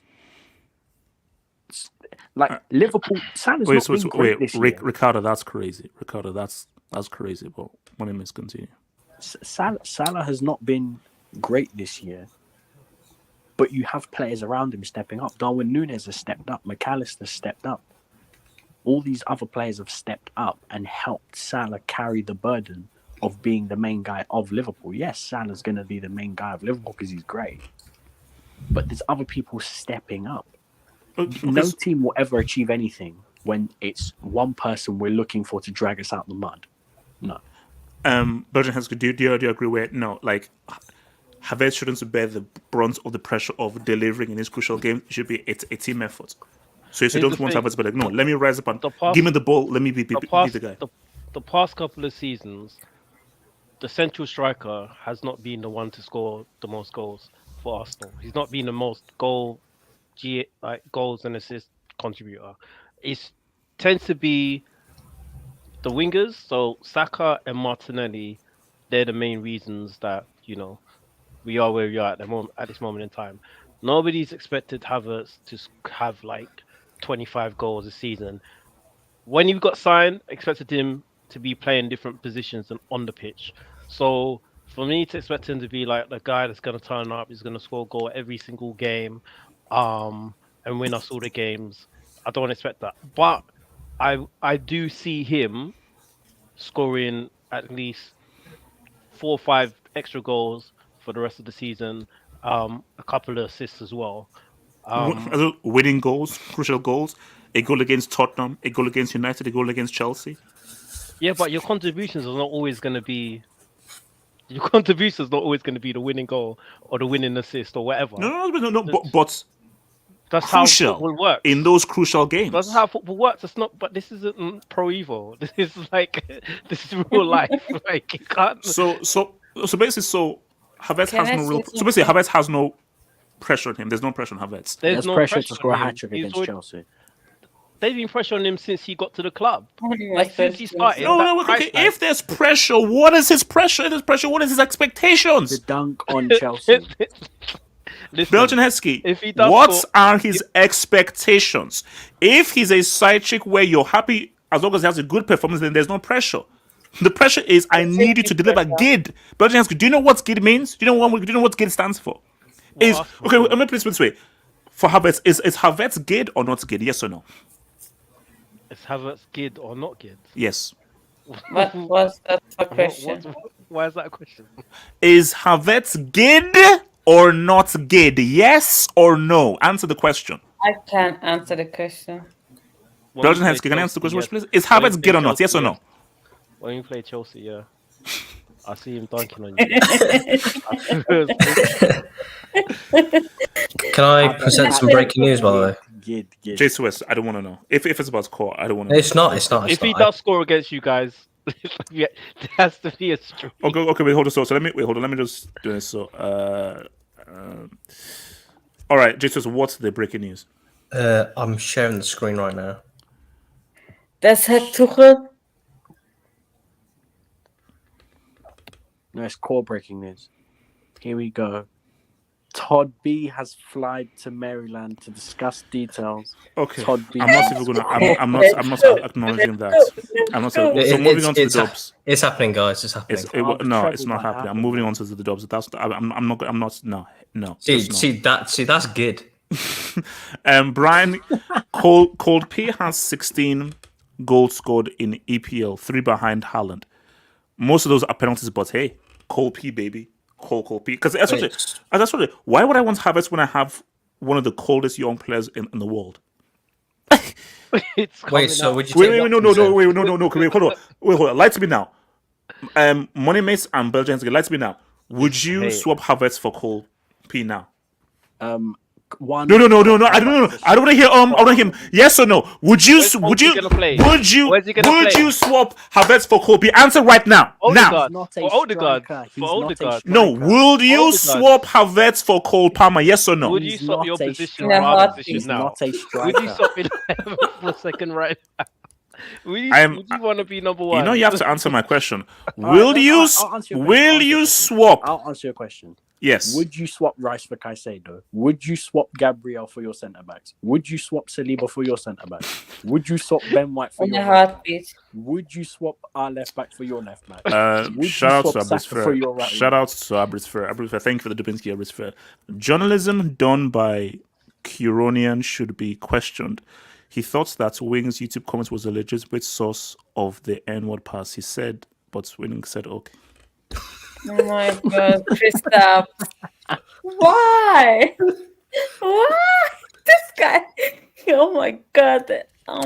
You see, I don't even want to, but just to paraphrase, again, I have to do a lot of cleanup from the Discord, but just to paraphrase it, because again, I don't want to divert it. So Kristaps thought that he could use the N-word because Wing said that he can. Wing gave him a pass. No, it's just a Latvian thing. When did this happen in the Discord? Kristaps has been on a generational run. So shout out to QC8, man. Amazing, absolutely amazing. We're around past around #brothel. QC8, who do you support? This is hilarious. Samasi, you shouldn't be laughing, Samasi. Okay, because that's. We are both in the mud. I'm just saying. Okay, so let me come to Ricardo, who obviously is a fan of this bozo. So, so KDB is number one fan, all the way from Lima, Peru. Now, De Bruyne scores 2 goals against arguably one of the greatest teams of all time. A team, I think they've got like 12 UCLs. No, wait, hold on. So KDB dropped a 2-piece against a team who've got 12 UCLs. I think they've got like 8 UEFA Cups. They've had like, I think Maradona played for them, Pele played for them, Zico played for them, Roberto Carlos played for them. And so basically it's Crystal Palace, who are, I think Crystal Palace, they were ranked as the 4th greatest team of all time, Crystal Palace. So let me cook. So wait, hold on, let me cook. So KDB scoring 2 goals against Crystal Palace. Again, hold on. There's a reason why they call Palace, because they are like a royal team. That's just so they're like a palace. So him scoring against one of the biggest clubs of all time means that he's now the greatest midfielder ever. So, guys, here's the thing. This is why I say that I don't look on the timeline on Twitter. I just look at like my mentions, because I am convinced that most people on this planet are dumb and they're stupid. Most people are stupid. This is a fact. Because someone does something, the GOAT, the greatest, amazing. Oh, he has 100 goal milestone. Oh, the greatest. Because I had people saying that, is he the greatest midfielder of all time? Is he one of the greatest midfielders ever? Now, let me be real to KDB right now. I think, is KDB talented? Of course he is. Of course he is. Is he as talented as Hazard? Heck no. No way. He was not even in the same stratosphere as Hazard ever. But is he talented? Of course. Is he? Mate, finish your damn yogurt, man, and let me cook. So, my thing is, KDB has a very strong argument to be the greatest Premier League midfielder ever. Yes, he does. When you look at his quality, his talent, the trophies won, and what he's done in the Premier League, yes. That makes no sense. Hold on. So KDB is a domestic merchant. That's what he is. You see, when we look at the global game, has KDB bowled in a UCL final? Wait, who's KDB? World Cup final, Euro final, Euro final, Hold on. You said KDB. Ricardo, you know that you're even insensitive by now already. So, okay, Kevin De Bruyne has Kevin bowled in the UCL final? Has he bowled in the Euro final? Has he bowled in the World Cup final? What does that So the fact that it's called the trio, you have to bowl in the UCL final, World Cup final, or your continental final.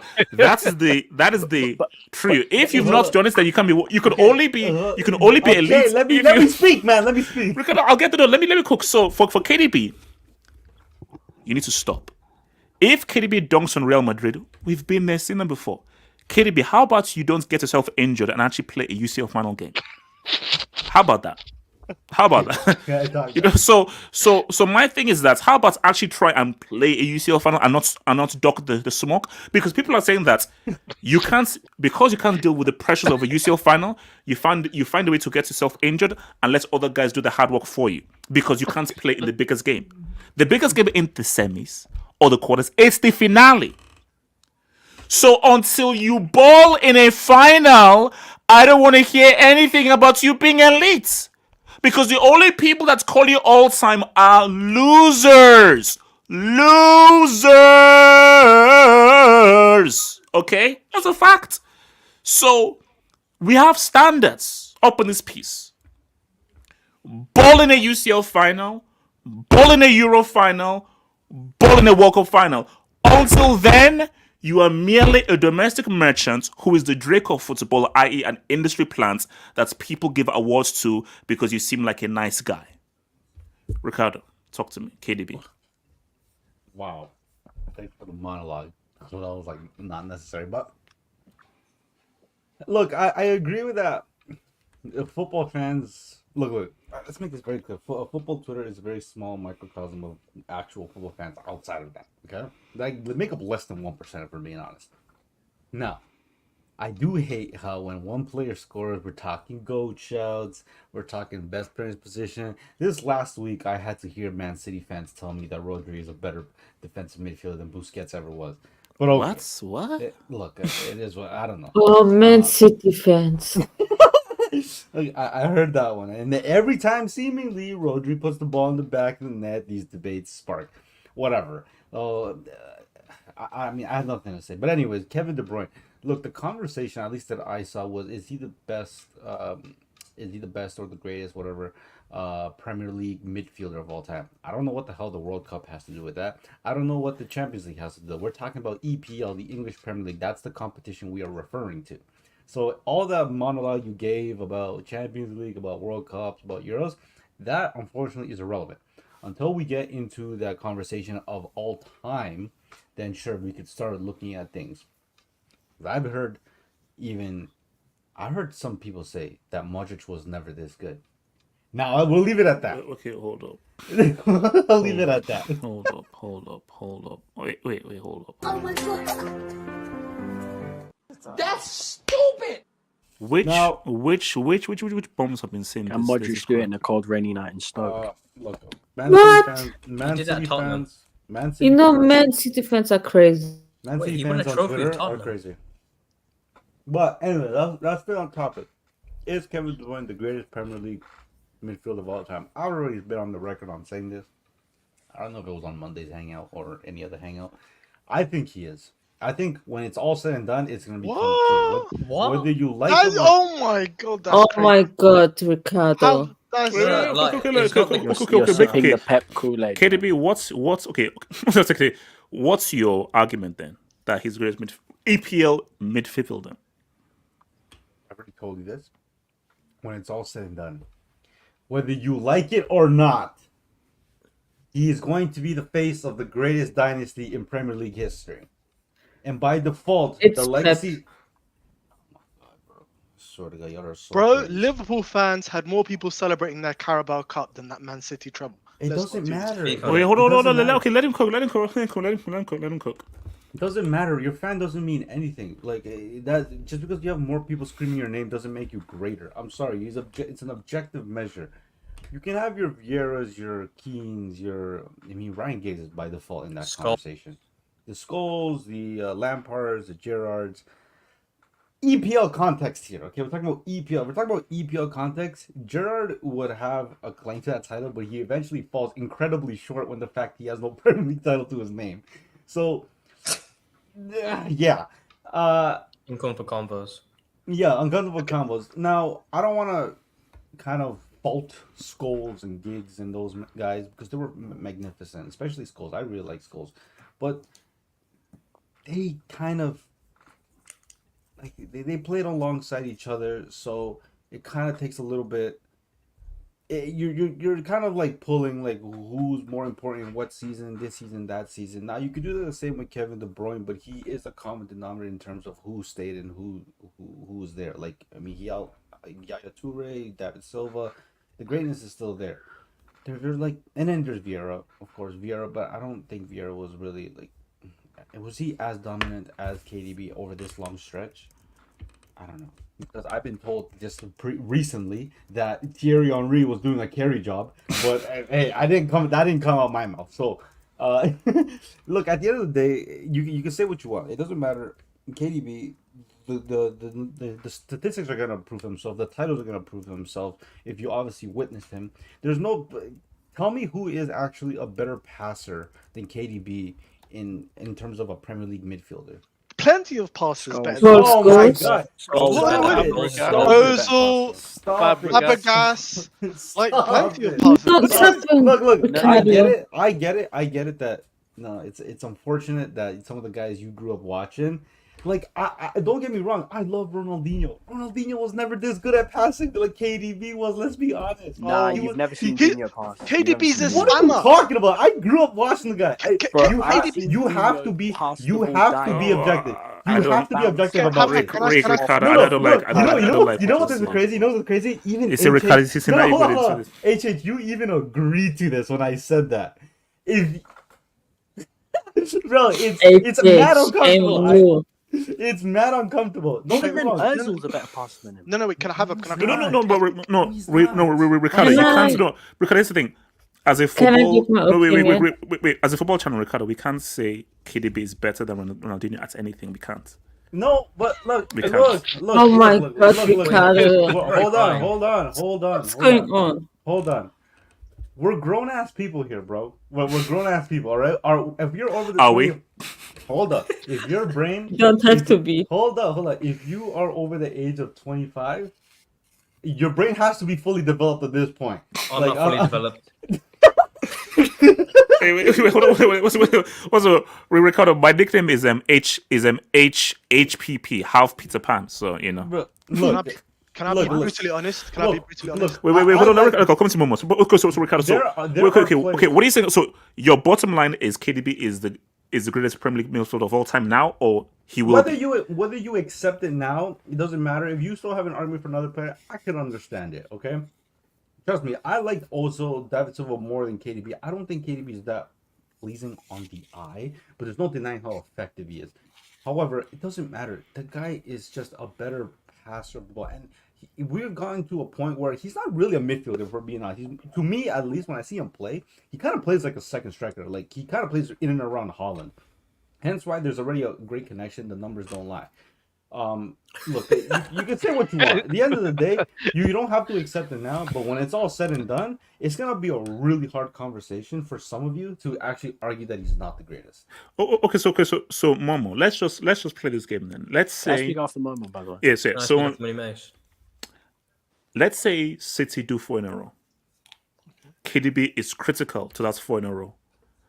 And you look at how good he is, the titles he's won, his accolades, and the fact that he is one of the key players in the greatest dynasty that Premier League's ever seen.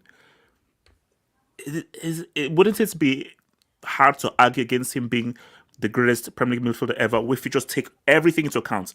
His talents, the team is on, what he's won, and his contributions to those wins in the Premier League. Well, first of all, let's talk about his talent, because I think this guy, he's the epitome of the modern football I hate. He is the glorified stats merchant footballer. He's a GA merchant to the max. He's a Bruno Fernandes final form. That's what KDB is. Right. He's the final form Bruno Fernandes. That's crazy. This is the final form Bruno Fernandes. He is literally spam it into an area and hope. That's what Trent does from right back for Liverpool. Spam it into an area and hope. He can't dribble. He can't control the tempo of the match.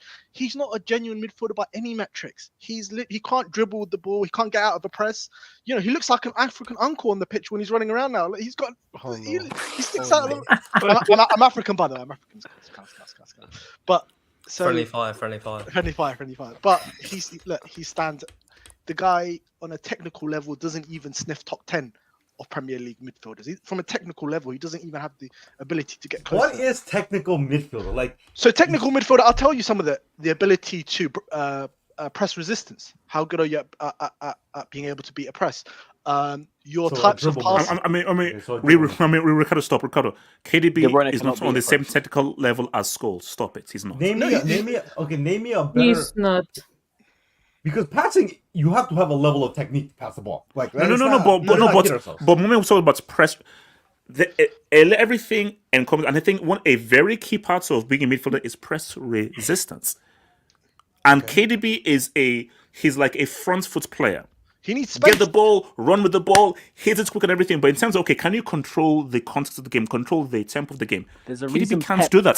He Bernardo needs guys and and guys to support him. Like, he can't score the guy that can control the tempo of the game, can dictate where the game is flowing. KDB ain't that.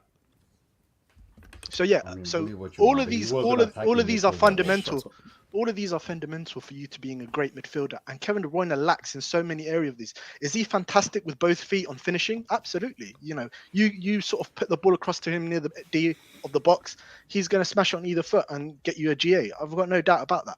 But in terms of the actual art of midfielding, this guy is not even close to some of the all-time greats in the Premier League. So I think he's just really in a GA world that unfortunately we live in now, he's the poster boy for that. He's the poster boy for GA. In fact, can you remember, have hope, when did this GA term start creeping into football? When did everyone start saying GA? Do you remember when people just used to say goals, or maybe this person, he had a lot of it. When did this whole GA fanaticism start?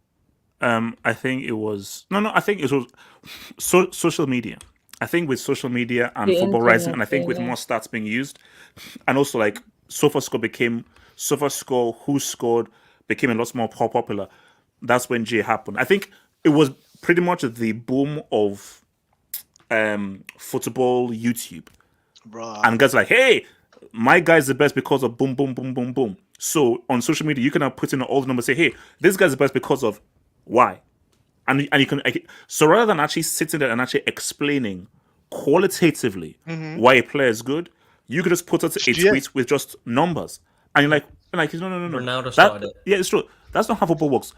Football is about the eye test. You need to actually sit there and explain why a guy is good, rather than, oh, look at his numbers. Bye-bye.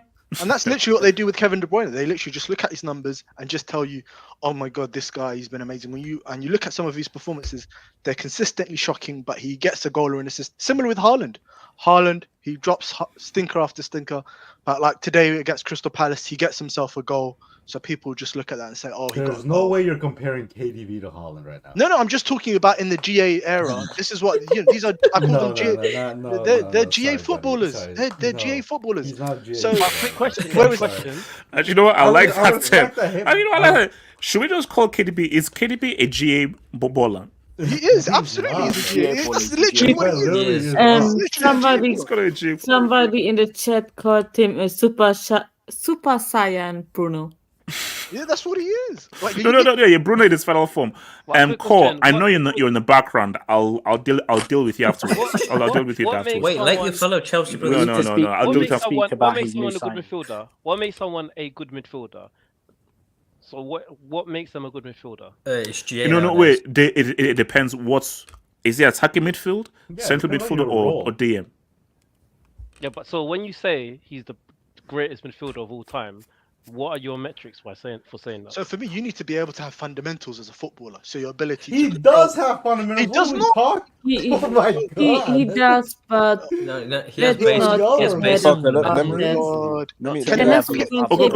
So let me come to Moneymace. So Moneymace, your thoughts on KDB? Listen. Momo is speaking facts. He has fundamentals, but not to the levels of other greats. Listen, when it comes to controlling and dictating the tempo of the game, there's a reason why Pep plays Bernardo and Rodri at the base of the midfield. When it comes, because when those two are playing football, passing it between each other teams don't even touch the ball. But when it's De Bruyne, you can get something off of him. You can take that ball off of him. But because he has that one pass a game, all of a sudden he's the best midfielder of all time. No, but because sorry, This is because someone said he actually lost the ball several times in that game, and no one even mentioned that the man sometimes he actually loses possession of the ball. Messi lost the ball 20, 30 times a game. The attacking midfield, this is a common thing. They lose the ball. That's not true. That's actually yes, it is, bro. That's not true. That's false. Ricardo, you know you're speaking like fluent brick. No, it's not. This guy's comparing KDB to Messi. This guy's crazy. No, I'm saying. Money may talk over this dude, man. When you're talking about attacking midfield, they lose the ball. Money may talk over him. It's literally a freaking attacking midfielders do lose the ball more than other players. However, in today's modern day football, it has become a trend that if you get an output, regardless of what you have done over the 90 minutes, it is not relevant. Case in point, Riquelme used to lose the ball a lot as a number 10, and everyone can say that. But Riquelme didn't lose the ball spamming a shot every time he got it, or spamming a long pass every time he got it. He tried to be creative and make things happen for his team. And obviously, you're going to lose 20 years of football. That's not even the same sport at this point. What's the comparison? Like, I finish that damn I'm hearing gibberish. Oh my god. So everything has gone out of fashion, and now the new number 10 is just. If you get a GA, then you've had a. You said that KDB is a product of the modern time, which I agree. However, then you compare him to someone who was not of the modern time. All right, let's compare him to Odegaard. Let's compare him to Odegaard, for example. Because every time I watch Odegaard is, for me, I called him on the last stream, a real number 10. A number 10 that does the creativity, that gets the output, but also dictates the tempo of the game. Speak on Have you ever seen... When does KDB dictate the tempo of what Man City do? Money Mace. By the way, Money Mace, just on that today. He doesn't. Look at today's game. No, it's not even that. It's that they don't play the same way. Like, Man City are far more vertical. Like, I don't know why you guys act like if you're a midfielder, you gotta play every single role. That's so Ricardo, would you technically is KDB a better footballer than Odegaard? Probably not. Okay, thank God. I think he's just slightly more technical, but the difference in playmaking quality is what sets KDB apart. Spamming the ball. Like I said, Odegaard is a fantastic talent. I rate him very highly. But if you want to compare quality, yeah, there are some things that Odegaard is better at. But I'm sorry, the biggest gap between them has always been my guy has a World Cup. Quality of the what? My guy has a World Cup. I'm just saying.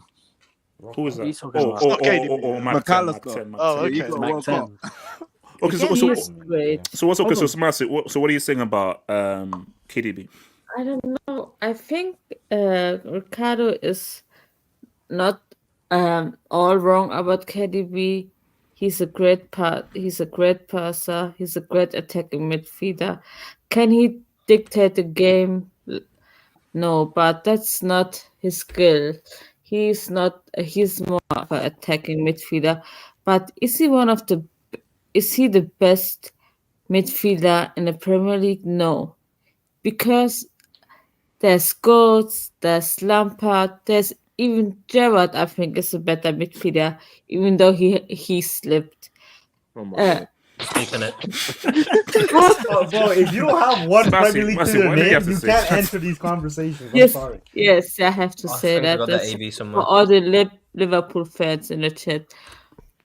But I think is he a GA machine like Bruno? No, I think he's a good, sometimes great player, but man, he's not the face of Man City. Man City have won the Premier League without him. They actually, when he's probably not in his best season right now, if they win it, they have won it most of the time without him. So I don't think he has the biggest impact. The biggest impact in the Man City team is Pep Guardiola. That's it. That's it. Patience, can I just ask you a quick question? Didn't just a quick Kevin question. De Bruyne win a Premier League title before what's his name, Pep Guardiola was there? No, all of the times are Pep, but he joined at the same time, so it doesn't really matter. No, he joined us. He joined the season earlier. Yeah, but So Toure led them to those titles without Pep. So get it right, man. Money miss. What to ask? Quick question: when De Bruyne went to Anfield, Man City went to Anfield. Listen, De Bruyne got the assist off of the corner, and the game ended 1-1. But what did Pep do at the 65th minute? Who went off the pitch? He was horrible. I didn't see Bernardo go off the pitch. I didn't see Rodri go off the pitch. Why? Because they're the real players of that team. Who went off the pitch? And what happened? De Bruyne. And what happened when De Bruyne went off the pitch? Man City actually got a foothold back in the game. And they got cooked. To keep the ball back. Money makes his facts. So a game all the charges the reason why he isn't the Liverpool were making was from 45 to 70. These are so like cherry picked arguments I've ever heard. It's not even true. Look, I don't. No. But the whole point is that if you're the greatest, you have to consistently ball against the very best teams. And I've never seen Fergie hook Scholes off. Bro, he can't have never a seen bad Fergie game. hook Scholes off. No. When has Fergie ever taken Scholes off in a big game? That's not the point. It is. You might as well took him off in the Champions League final because he was fucking dog shit, but they didn't do it. So I mean, what benefit did that? No, Rudiger took him off the pitch. It's true. He was crap in the final as well. Well, maybe you should have been substituted off. They would give that benefit. So who wants to go on this? Yeah, I want to speak on this as well. J Swiss. I mean, can you just pull my AV, please? Oh Lord.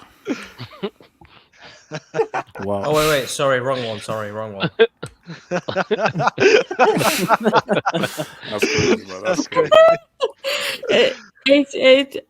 I watched the clip again. It's fucking hilarious. It's the hardest before where he says we don't let it slip now. So go Jason's good. Jason's. Yeah, I mean, why did he say that? I think we need to add a bit of context why people are saying KDB is the greatest midfielder of all time. I'm sharing the screen, so could you pull it up? Oh yeah. This is why he's getting called the greatest midfielder of all time, because he's in the 100 club for Man City in goals. Can anyone name me any other players that you know in here, except for Aguero and Sterling? Sean Goater. I know Sean Goater. Feed the goats and he will soar. Feed the goats and he will. There's a guy named Goater. Feed the goats and he will score. That was the song. Feed the goats and he will score. These guys are all cult heroes. What the hell is this? These are the League Two heroes. Yeah, look at Sterling, man. Look at Sterling. Legends. Look at Sterling. Okay, I know Sterling. Yeah, man. The Roadrunner. There's somebody just called Lee. Like, who is called Lee? Yeah, there's someone called Bell, like Bellend. Like okay, let's. No, but on this whole Kevin De Bruyne topic, yeah, he's in the debate, but he's not definitively the best midfielder of all time in the Premier League. Like, people not just even look for on Man the City. goals. Yeah, like even Man City. There's a discussion about David Silva, Yaya Toure. Let's be honest. No, absolutely. He's not better than Yaya Toure. Stop He's it. not better than. We're not talking about is he better. We're not talking about is he better. We're talking about is he greater. No. What's the difference? No,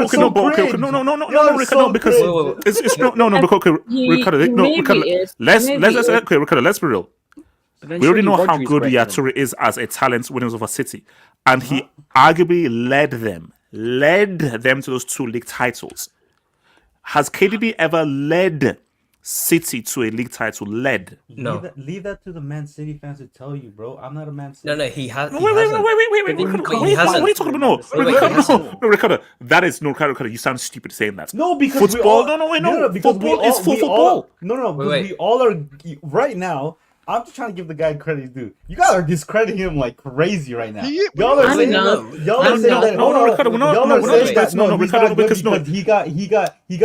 he got pulled out the game against Liverpool. Oh my God!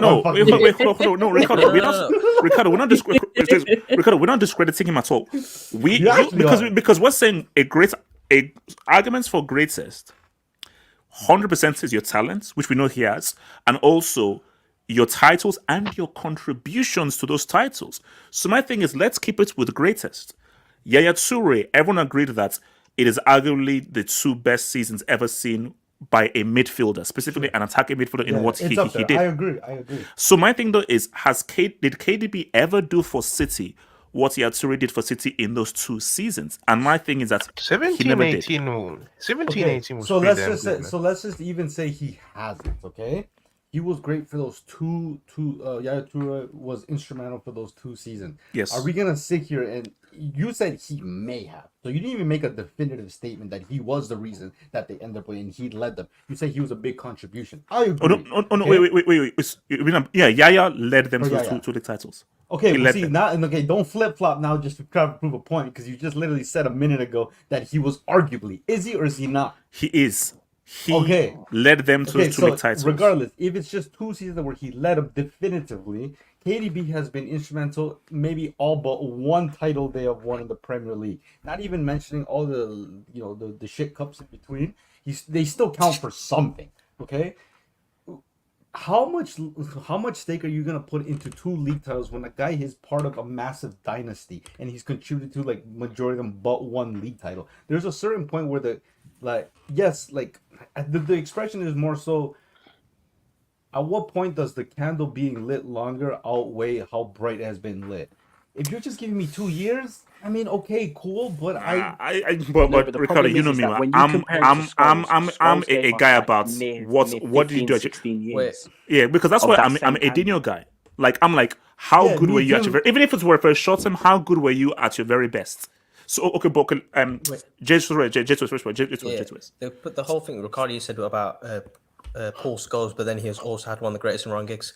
Let's look at Kevin De Bruyne's teammates. We're looking at Gundogan, who actually led Man City to a title in a definitive season, 2021. And then you're looking at Rodri. Rodri's getting all this credit. We're getting up hearing Ballon d'Or shouts. Like if Rodri does win the Ballon d'Or, for example, Man City do on the goal list, he is key. Look at Rodri. He has this 60 games unbeaten streak, and look at this season when Kevin De Bruyne was out, he wasn't as missed as much. When you take Rodri out of this team, he has missed a lot. You can see it. Look at the run Man City went on when they didn't have Rodri in the team. He's more instrumental to this team than Kevin De Bruyne is. And the whole thing about Paul Scholes, man retired, came back and won another Premier League. Like that's just overlooked as it is. He's not a better passer than Paul Scholes. He doesn't dictate the game like Paul Scholes. I know tackling's a bit poor for Scholes, but he's still a better tackler than KDB. That's true. He's a better all-round player than KDB. I don't get what this is overlooking. Like you can compare him to the likes of Gerrard's because Gerrard doesn't have a Premier League legacy. His legacy is slipping. That's all it is. UCL. Uncomfortable. But this is an EPL topic. Yes. This is an EPL topic. We can't discuss. If you're talking about the best Premier League midfielder, then Gerrard can get it. But if you're talking about greatness, I'm sorry. If you don't have 1 title to your name, it's kind of hard to take you serious. Yeah, no. Gerrard is not in the convo. Yeah, that's why we can't put. Lampard as well. Yeah, we can't put Ozil in this discussion. Like he may be the better all-round player than De Bruyne, but he has no legacy in the Premier League. Like he has 2 assist records, and that's it. But he's got a legacy in football, so he's got no. But this is just an EPL argument. Wait, Barry, what's it, Barry? Yeah, J Twist. After the news you sent me, I don't think I can put Lampard in these. Yeah, I can't put Lampard. Oh, the Canada job. Yeah.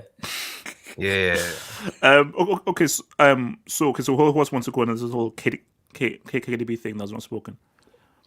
Also, KDB. I mean, let me just say for me. Go for Husky. For me, in terms of like all the years that I've watched the Premier League, for me, what it comes down to, getting assists, dictating the game, all of that. That's all nice, but I want to be entertained. And De Bruyne, over the years, he's been class. He's been a really good player, but there's a lot of other midfielders that I think back to be honest. I mean, there's a lot of players on opposing teams that I pick over him every day. But I mean, is it down to Pep? Is his legacy because of Pep? I mean, Pep plays a big factor in how good he is. And if you were to put a lot of these other midfielders in the same Man City team, would they be doing as well or even better than De Bruyne? No, I actually want to touch on that point quickly. I actually think Pep tempers back how good players are, in my opinion, because he gets them to do what he needs them to do for his system. Case in point, I actually think if Cole Palmer stayed at Man City, we wouldn't see anything of what Cole Palmer is actually doing. Yeah, you're absolutely right. Yeah, that's a heavy because Cole disagree Palmer's because doing what he wants to do, whereas Rodri Pep would doesn't make him become do the what player he he needs is him to do. without Pep. What is it? Rodri does not become the player he becomes without Pep. Well, that's because Pep No, was you can't do that. You no, can't do that. Pep was a DM, so all his DMs look good. Busquets looks good. Lam looks good. Rodri looked good because Pep was a DM. So he's going to make his DM look the best. End of discussion. Money Mace, can you talk over him, please? Money Mace, Money Mace has the mic. Ricardo, shush. Money Mace. No, but it is the truth. Like, and the thing is, it more so leans in my argument to attacking players, because attacking players, it's all about the creativity and how you make things happen. It's how you impose yourself onto the game. The problem is that Pep will coach you in a certain way to where you will do something very effective, but for his system. So therefore, you will not stand out individually as a player, but for the team will ultimately benefit from it. Bro, Jack Grealish at Aston Villa used to get the ball, beat people, score goals. I remember he played against Man United and he picks up the ball edge of the box and he just curls it into the top corner. De Gea's watching it. He doesn't even touch the ball. Like, when I watched Jack Grealish at Aston Villa, I was thinking, wow, this guy's one of the best players in the Premier League. Pep got him and made him dribble, do a few touches on the wing and pass it back for ball retention. Absolutely. And you know what? It worked because you won a treble. But do you know what? Do you know who benefits from that treble? Pep and his legacy. Nobody cares about Jack Grealish anymore. No. Jack Grealish is considered a bum, but Pep's legacy has gone greater because of the treble. Jack Grealish is rated more from what he did at Aston Villa than he is at Man City, but he won a treble. So it just shows that Pep's system kills attackers. He's coaching people to make them good for what he needs them to do. But individually, all these players, they will be better from an individual standpoint once they leave Pep. Yeah. And that's the truth. So is KDB worse I think because Pep, or is he better? No, but look, the bottom line here is, and I think excellent at Wolfsburg. This is what we've said before. No. Wait. How many players from City are just as good for their country? Rodri is starting to show. But what players over the years? He wasn't this good until he played under Pep. What players show the same level of quality and form for City that they do from their country? Where wow, man, look at what Pep has done, and now show the country. No. Even Gundogan is the worst player in the German attack. He's our 10. He's bad, dude. Respect Gundogan. No. Gundogan is still like. Okay, look. Let me take some quick Dubinsky's, man. Pick and choose, man. Y'all are shameless. Oh, shut up, man. So shout out to Brian. Hazard hasn't bowled in a UCL World Cup or Euro final, but he would have if KDB didn't turn up in disaster class. Wait, Itch, can I ask you a question? Yes, I'll go for it.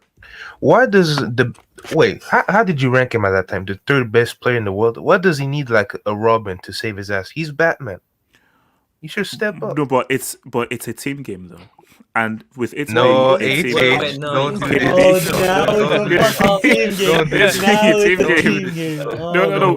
okay, but here's the thing though. I get that Hazard is, but KDB literally did nothing. The Hazard was there by himself. No, bro. Wait, Barry. Even look at what Alvarez and McAllister was doing to help Messi. Bro, without McAllister and Alvarez, Messi doesn't sniff any of those penalties that he had in the World Cup thing and so forth.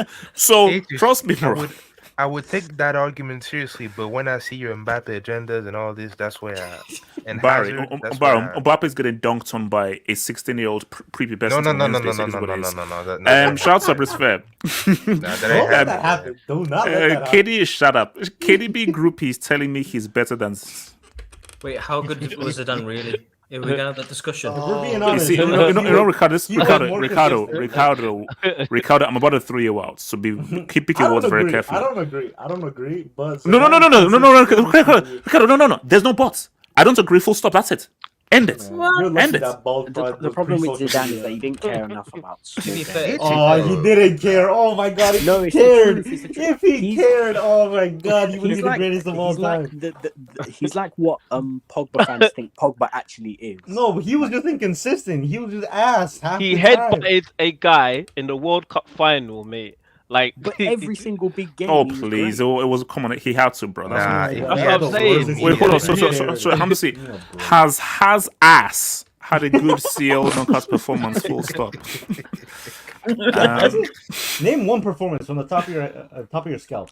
Lifting the UCL. next to Lukman, Rudy yeah, Gobert. he did that. Lukman Osman. I enjoyed Yaya Toure and Silva a lot more than Bomas and Prick, who's also in we history don't care plans. about the enjoyment though. It's about what we have. I mean, stats and just the wait, No, just on the that point. football is all. Oh my god. Football is No, enjoyment. no, Stop it, no. man. Listen, nobody turned to the table and said, "Oh my gosh, let's see some KDB comps." No, so, no one said, "Oh, let's watch KDB, guys. Let's watch KDB." No one. Listen, in 20 years' time, you're not saying, "Yo, man, put on some KDB comps." No one is saying put on some KDB comps, bro. No one is saying that. You're not watching no Wait, Ryan Giggs Ricardo, comps. You're not watching no Ricardo, I Frank dare you, Ricardo. You will not say that to your man. Let's sit down and watch KDB spam passes and crosses for like 10 minutes. No one is doing that, bro. Get out of here. But you want to watch Frank Lampard. Hey guys, let's watch some KDB highlights, man. Let's watch some KDB highlights. Oh, man, this is football. Get the hell out of here, man. What's it called? Daddy Us. Pendu couldn't compete with Messi, so they Speak on it. This is where it comes from.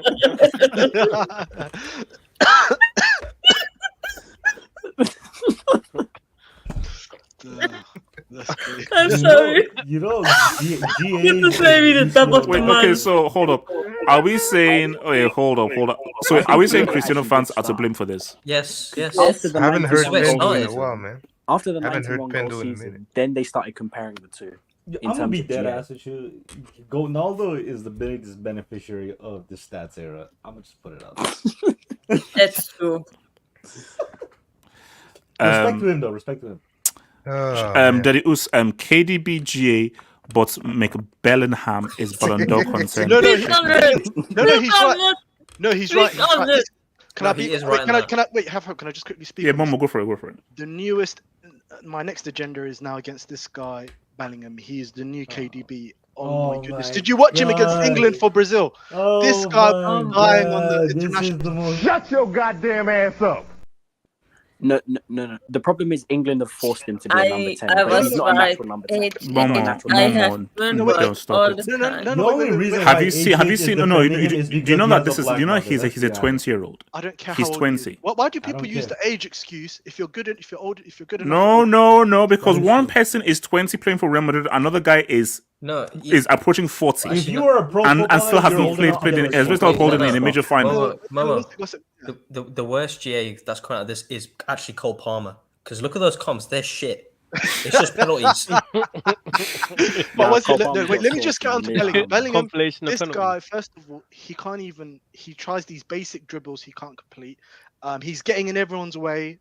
He's not a number 10. He's not a number 10. The guy doesn't have the skill. Okay, Momo, have you watched him for Real Madrid this season? Yes. And do you know what Ancelotti does? Momo, have you watched him for Real Madrid this season? I've watched him for Real Madrid, and Ancelotti said, "Get out of the midfield because you're not good enough for build-up. We're putting Camavinga and Tchouameni in there, and my other boys, and you just stat pad at the top. We're going to progress the ball to you. That's Get out of midfield. That's what Ancelotti's doing. Wait, hold on. So empty. No, I can't. Empty.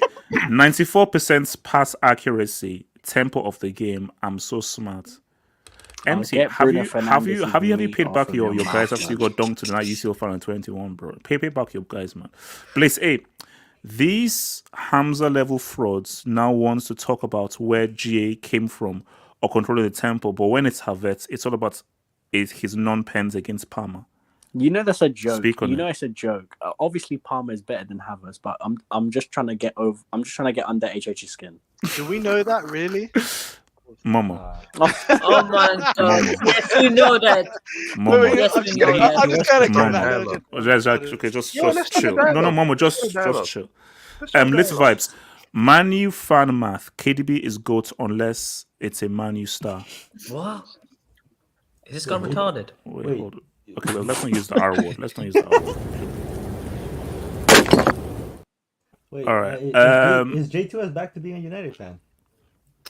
No, we're Nah, playing this man. Wednesday. We're playing this Wednesday. No. You were Okay, defending Man Cole. United to Cole, why am I looking at a ceiling?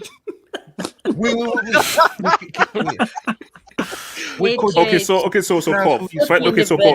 Cole. First of all, Cole, don't come to Chelsea. Don't just No, Cole, we don't want you. So Cole, my thing right now is Cole, just remain. Cole, you don't have to support anybody. Just be a free agent, okay? No, Cole. Chelsea got 5 years. So Cole, just okay. Where are you right now as a fan? Which club are you at? No, don't say Arsenal. Don't say Arsenal, please. Wait. Hold on. Before you go, hold on. Let me just put. So Cole, where are you right now as a fan? Where? All right, what's up, HH? Can you hear me? Of course, we can bloody hear you, bro. Yes. Okay. Yeah, hello, my fellow Nigerian brother.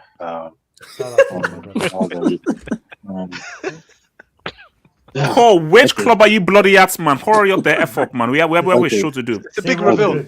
Say Real Madrid, please. Me personally, I'm going to be honest with you, right? I've been contemplating between these two clubs. Don't do it. Go on. HH said, nah, he doesn't want me to come. I don't know. Yeah. Whoa. Hey, yo. Ricardo, you're an idiot, man. Ricardo, you're an idiot, man. No Diddy, man. So, no Diddy. Okay, No Cole. Diddy. Okay, so Cole, you have definitely left Bayern. Yeah, it's over, man. I've tried everything. I've sent videos. I've sent training tutorials. I've done all that. These players, man, they just. No, he did an official. Okay. So wait, Cole. Did any ban? Did they ever respond to any of your emails or videos at all? Guerrero has blocked me multiple times. Maguire has blocked me multiple times. You're a fucking idiot, sir. You're a fucking idiot. So Cole, so you said so nobody has responded to you from the ban. So no ban player or board member has responded to you. Oh no, the board members, Oliver Kahn and Brazo, they responded when I said I wanted Tuchel as coach. But I'm talking about like the players. So the players blocked you. So the players did in this one. In the background. Guerrero and Maserati blocked. Okay. So this is now going to be your fourth club of because so you were Barca, then you were AC Milan, then you were Dortmund. And now you're Bayern, so this is not going to be a fifth club. How do you go from Dortmund to Bayern? I'm going to say something. I'm going to say something. So continue, Cole. This actually might be a club that I used to support before. What? No. Hold on, Cole. Are you going back to Barca? Barca? No, we don't. No. Go. Cole, are you going back? Come on, say it, Cole. Are you going back to Barca? We have a transfer ban policy. We have a transfer ban. Cole, I need this for Mbappe narrative, bro. Cole, are you going back to Barca? No. I'm going to Real Madrid. That's where I'm going. Yes. Oh my God. Hey, Cole might have saved football. He might have saved football. Yes. So guys, so City play most likely Arsenal, I'd say, or bring the banner. So City are now in the final. He's just so City. Also, wow. So City made some. So City made back to back. Cole. Okay, wait. Cole, why? For salvation. Cole, do you understand? We're trying to stop Thanos. Man, Chelsea was right. We're trying to stop. Okay. Cole, just be a free agent. We're trying to stop Thanos, man. Cole, just be a free agent. Okay. All right. It's not Madrid. Relax. Okay. Let me think about it. Let me think about it. No, Cole. There's nothing to think about. Cole, just be a free agent. No. I could be a free agent. You can see this Mbappe downfall, man. Okay. So, who are you closest to joining? Which club are you closest to joining? For me, the closest that I'm to join is Chelsea. or Real Madrid. Those are the two clubs. Okay, cool. Wait, cool. Why are you gonna join a team called 11th or 10th and mid-tier? Second biggest jersey in football. I've given up on the Champions League hope. I believe that I've gone to too many clubs that I felt that at least I should have at least won one Champions League, and I didn't. So thank God for that. Yeah. So you want a project club? Good choice. Chelsea's a So good project. that's why I want to come to Chelsea, because it's a club where there's no pressure, no problem, and So there's a lot of problem. I don't know about no problem. there is a lot of problem actually. But HH, I would personally say is between Chelsea and Real Madrid. I don't know why the Bayern players did this to me. I don't know why the Bayern players did this. I really don't. Excuse me. I'm very Look disappointed. what happened to my club. Look at happened to my club. Tomasi, y'all trash. It is what it is, man. Actually the best. So so cool. Do you understand? As a football fan, you have to, it's through thick and thin. You have to be there through the good times and the bad No, times. he doesn't. No, don't He is listen a to fake. Wait. Let correspond. So, Cole, it doesn't have to be there through the bad times as well. Yeah, HH. This is the thing though about what you're saying. I've been here for about how many seasons now? 3 seasons. And where have we really gone? Where have we really gone? We've not gone anywhere. Whose fault is that, Cole? On whose fault is that? Guys, I don't say what you want to think. You see, Core and Jujuman, they represent the new age fan. See, all this traditional, I'm loyal. No, yeah, fuck it. This is the new age fan. The new age fan makes transfers because mental health comes before. So, my thing, Core, is so you're saying Core. Okay, here's my advice, Core, is take your time with because rather than rush to another club, just take wait. You know what? Let the season play out. Let the season play out. Let the summer transfer window play out. See which club makes good transfers, the right manager. Then you have to be smart. Because what I want is that hold up, Cole. Cole, what I want is a minimum 5-year commitment to a club. So for you to make a 5-year commitment to a club, that's not Bayern Munich. I need you to wait for the summer transfer window, wait for the transfers, see the manager, see the project, and then commit. He has to go. And also, and the bad thing about that, guys. Okay, wait, Cole. Why not City? Commit to Chelsea. No, actually, you know something. Wait. Okay, Cole. Why not Man City and Pep? That's a great long-term project. I'll tell you something, right? The club that I really started off with is City. As a football fan. Go back. They didn't have a chance. I started off as a City fan, actually. Yeah. Wait, hold on. So you were a City fan before you were a Barca fan? During the Pellegrini era, when Pellegrini was City coach. Pellegrini, not Pellegrini. Oh, Pellegrini, sorry. Pellegrini, 2013, 14 to 15, 16, yeah. I was a City fan. That was my first club. So what made you go from City to Barca? Well, it's basically because I was just an assistant. I wasn't really a coach. I was just I was learning. Yeah, I was learning. So I was gonna coach. I hate this segment. Oh, this guy's the best, man. Wait, just okay. So, Ricardo, because I'm gonna put up a poll here. So, Ricardo, who do you think Core should join? And keep in mind that this should be a long-term commitment. Yeah, no, I mean, if you look at the future of Real Madrid, man, they got a fantastic project, if I'm being honest. Okay, keep in mind that Ricardo is a Barca fan. No, but I'm trying to tell them, look, if you want me to be honest, in the times we're in, I look at Real Madrid and I'm seeing nothing but black excellence. So, and they're about to get, Mbappe, who's probably the leader of the pack, and I think you should go there, man. You compare Chelsea, you compare Real Madrid, the sporting project of what's her face, Real Madrid, daylight's clear of Chelsea. So I think you should go to Madrid for the next 5 years, maybe 10. Barry, who should call join as a long-term project? Yeah, one thing about Cole, he loves winners, you know. And when I look at Madrid, you have the biggest club in the world, 14 UCLs. Okay, so I think wait. Let me go. Yeah, that's why I was telling you Madrid. I'm telling you Madrid. You said no.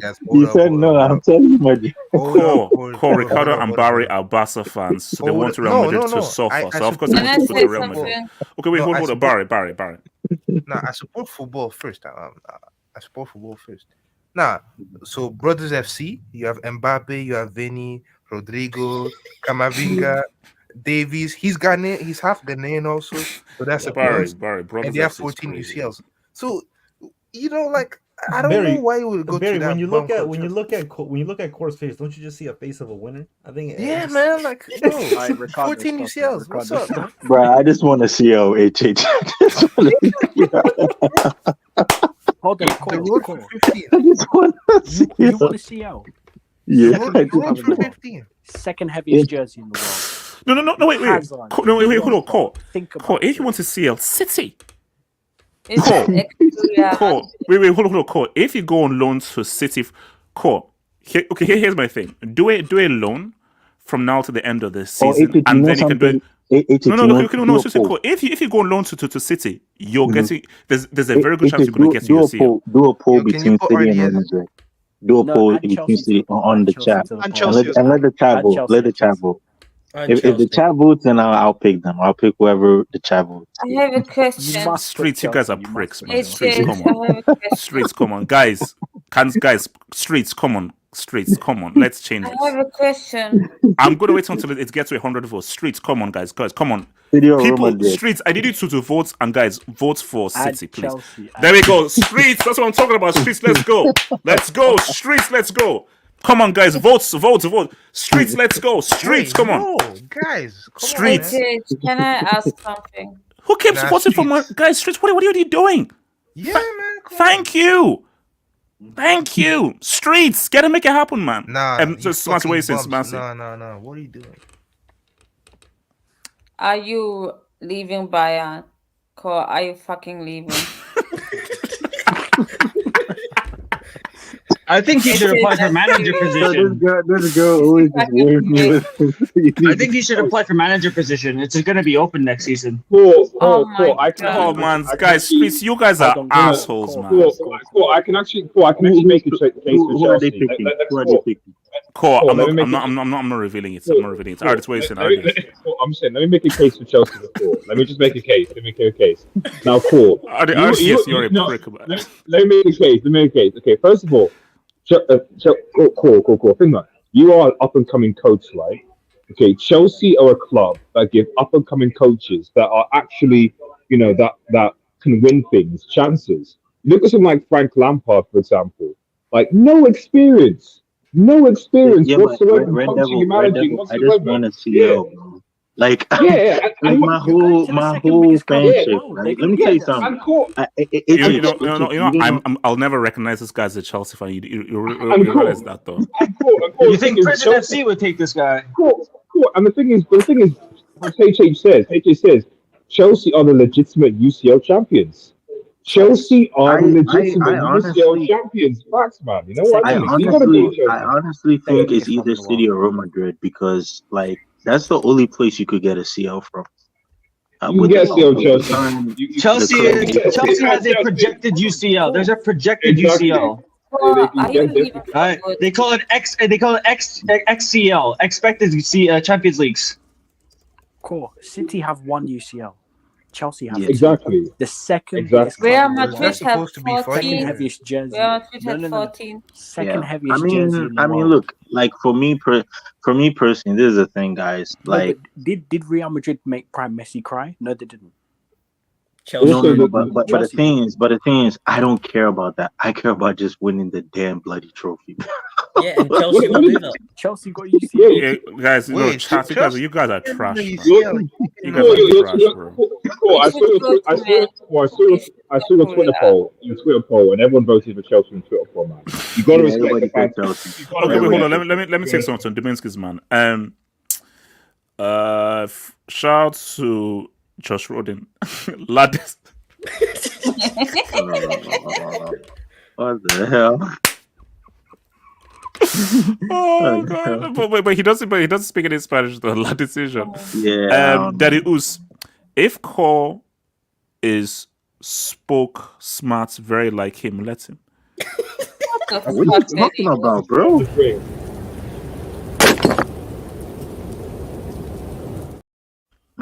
Wait. Hold up. Cool. Quick thing, Cool. Are you under 20? Are you under 25? I'm Yeah, 24. you see, perfect. Chelsea are only high under 25. Wait, hold on. Josh Rodin. Cole. Go to PSG. Cole. PSG. That's an option. That's an option. But you know something, right? I didn't want to reveal it, but I know that's an option. Leaving PSG. Yeah. Maybe I like, could get it to you. I don't know. Ed winning. Cole, go to Chelsea for Ghana, for SCM and Yeah, Babarama. man. Yeah, man. No. I think we're good here. Blaze say, imagine telling a. Okay, I don't know. I'm not. I don't want to. Oh, he's talking about the commitment thing. All right, Thank you for sharing. So what's it called? So guys, and it's a good thing that we have RDS here. So guys, it's going to be very quick because I want to talk more about the Tebas thing. Predictions. Manny Liverpool, all I want to hear score predictions. So I'm going to start first and we'll go around the room. So I'm going to say it. 2-2. Liverpool are going to drop points. Nice jinx. 2-2. No, that's what I jinx. 2-2. Liverpool are going to drop points. Liverpool are going to drop points. Barry, score prediction. 1-1. Oh, okay. So you believe that they're going to drop points as well? Yeah. Or like, I could see United winning like a 2-1 scrap. Oh, no, stop it. No, that would be mad. No, see, I can't see. Barry, I can't go that far. What? Well, it's at Old Trafford. Yeah, it's at Old it's Trafford. not at Anfield. Yeah, why not? J2S, score prediction. 4-1 Liverpool. Oh, nice. I'll come to RDS last. Samasi, score prediction. It's Liverpool are gonna win and they're gonna slap Man United 4-1. Wow. Speak on it. Ricardo. Go with a Liverpool dub. I think they'll just get it. I think they'll win. I think they'll win 2-0. Oh, Liverpool 2-0 at Old Trafford. Yeah. Osasuna. I think it'll be like 3-0 after 30 minutes, and then United will pull like 2 back, and then still 3-2 in the end. Cole. 3-1 Liverpool. Damn. Yeah. RDS. I think 2-0 Chelsea, Sheffield United 2-0. You are crazy. Wait, hold on. I said no. Liverpool against United. What's the score there? Sorry, what? I thought we were talking about a weekend game. Liverpool United. I know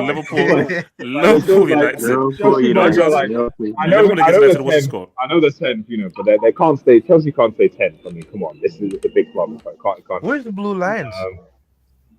I don't know what happened to Blue Lions, man. So like, I think Blue Lions has gone the way of Eddie, Eric Blue, like all those. They're just basically just going into hiding because. So are we getting a prediction from you, Liverpool United? Are we getting a score prediction from you? I think what will happen is Liverpool comes to Old Trafford, and then the following evening, Ten Hag will probably, when those like breaking news things comes out of tweets, so like alert. Like I think that's probably what's going to happen. So. My prediction is breaking news. That's what it is. All right. So final topic here, guys. So now I have to be very careful with how I say this stuff, but it was wild. Hold up. Let me present this. So Javier Tebas, La Liga president.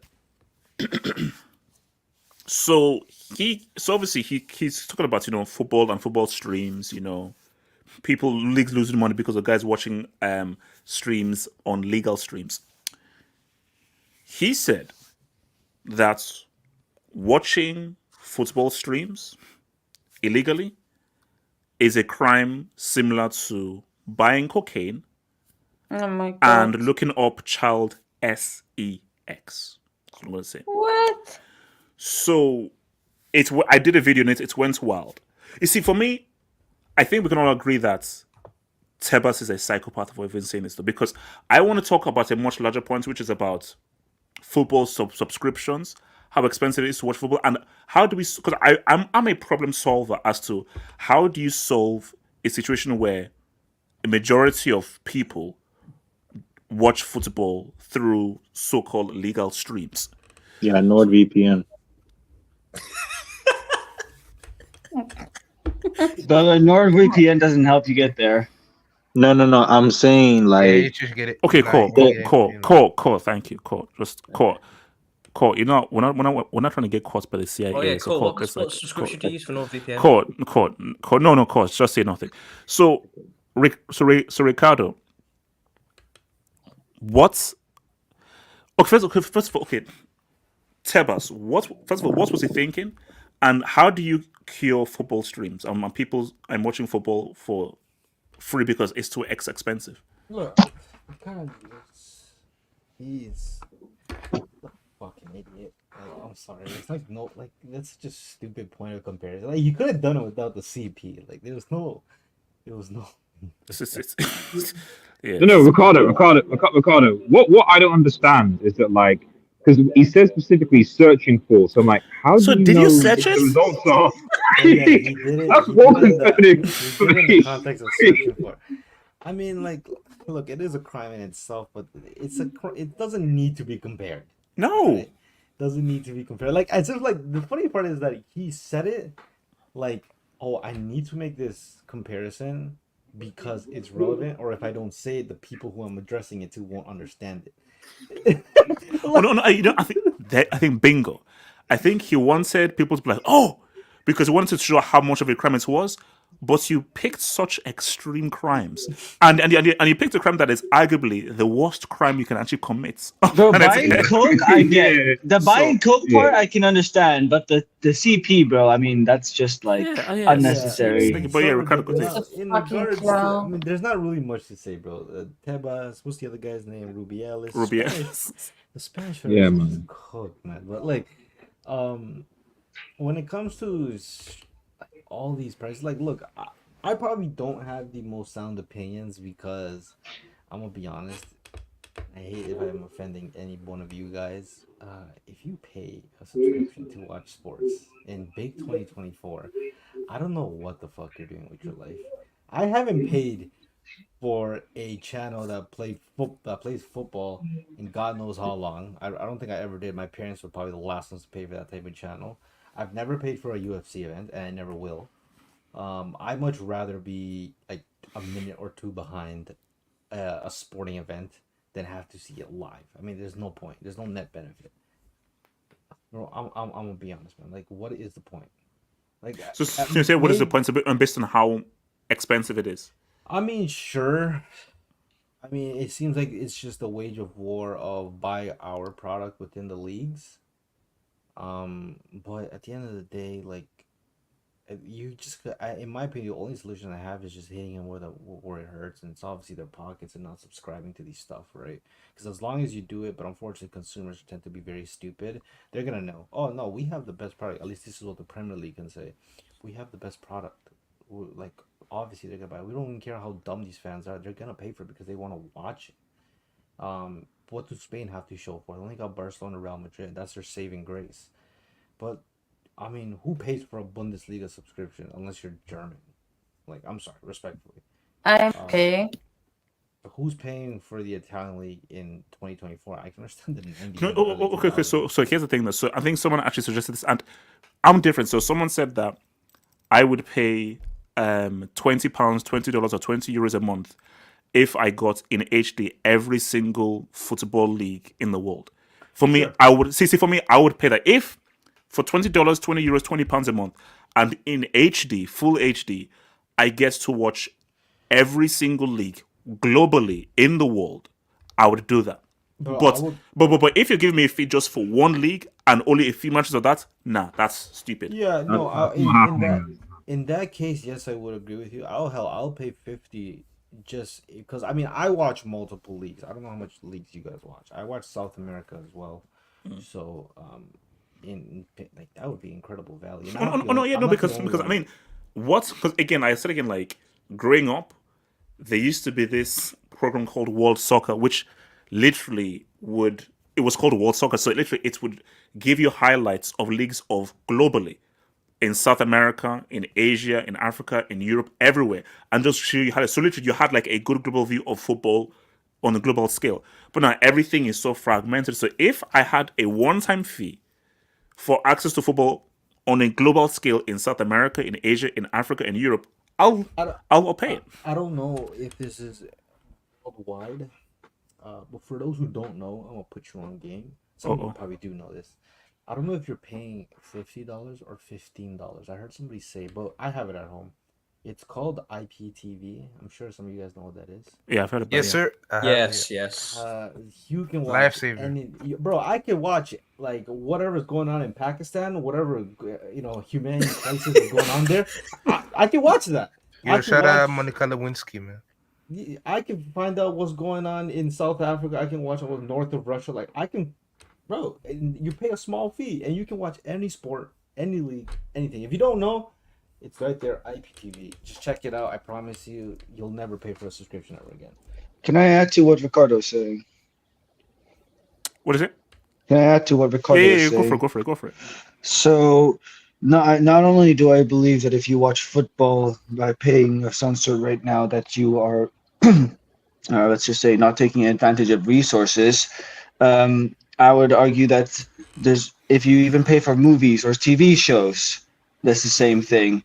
Un, dos, tres movieses, that does, is also a lifesaver, And so there's just so many things that you can do online to just have so much access to things such as football, movies, other sports, basketball, so on, right? And so in the end, if there is any way that you are going to have the majority of people that watch football get actually start paying for something, it's exactly what you say: high definition live broadcast of every single league and international match in the world. That would actually be something that people would pay for, and that couldn't really be matched by pirators, because that's just not a service that they would be able to provide. And so, especially if it's like there's no lag, it's all fresh. Because I think someone even mentioned a bit before. The issue is it's lagging. Are you sure that the link is going to work? You have to keep on refreshing and everything. So if it does give us full HD of every league globally in the world, piracy is done. Exactly. Done. Yeah, and so when Tebas says shit like this is like buying cocaine, I'm like, I mean, fair enough. Both are just taking access to the black market in some way, but it's like still, I mean, from his point of view, you can kind of understand, because that's a lot of money that he's losing from his pocket. But then instead of calling people out on it, they should try and create a different solution, such as what we suggested. So. Definitely an immature comment and something that he probably shouldn't be saying. Barry, thoughts to this, bro? Barry. On what specifically? So I mean, how do you solve piracy in football watching piracy if there's a way? I think you said it once before, so you could create like an app or just like a service, like Netflix, yeah. Yes, exactly, like a fee that the average guy could pay easily without like worrying about the bills, the money, and all this. Then you can make so much money out of it. I think the Super League tried to do something like that, like create a network that you could watch football on it, but yeah, obviously it didn't work. But yeah, I think that's the kind of thing that you need, to solve it. But like Ricardo said, like IPTV, it has everything, even Monica Lewinsky footage from. All right, okay, what's it called? You have it. AK. So how do you think you can solve? Man. For piracy, man. I think the way it is right now, bro, like you have to pay like $30 to watch this.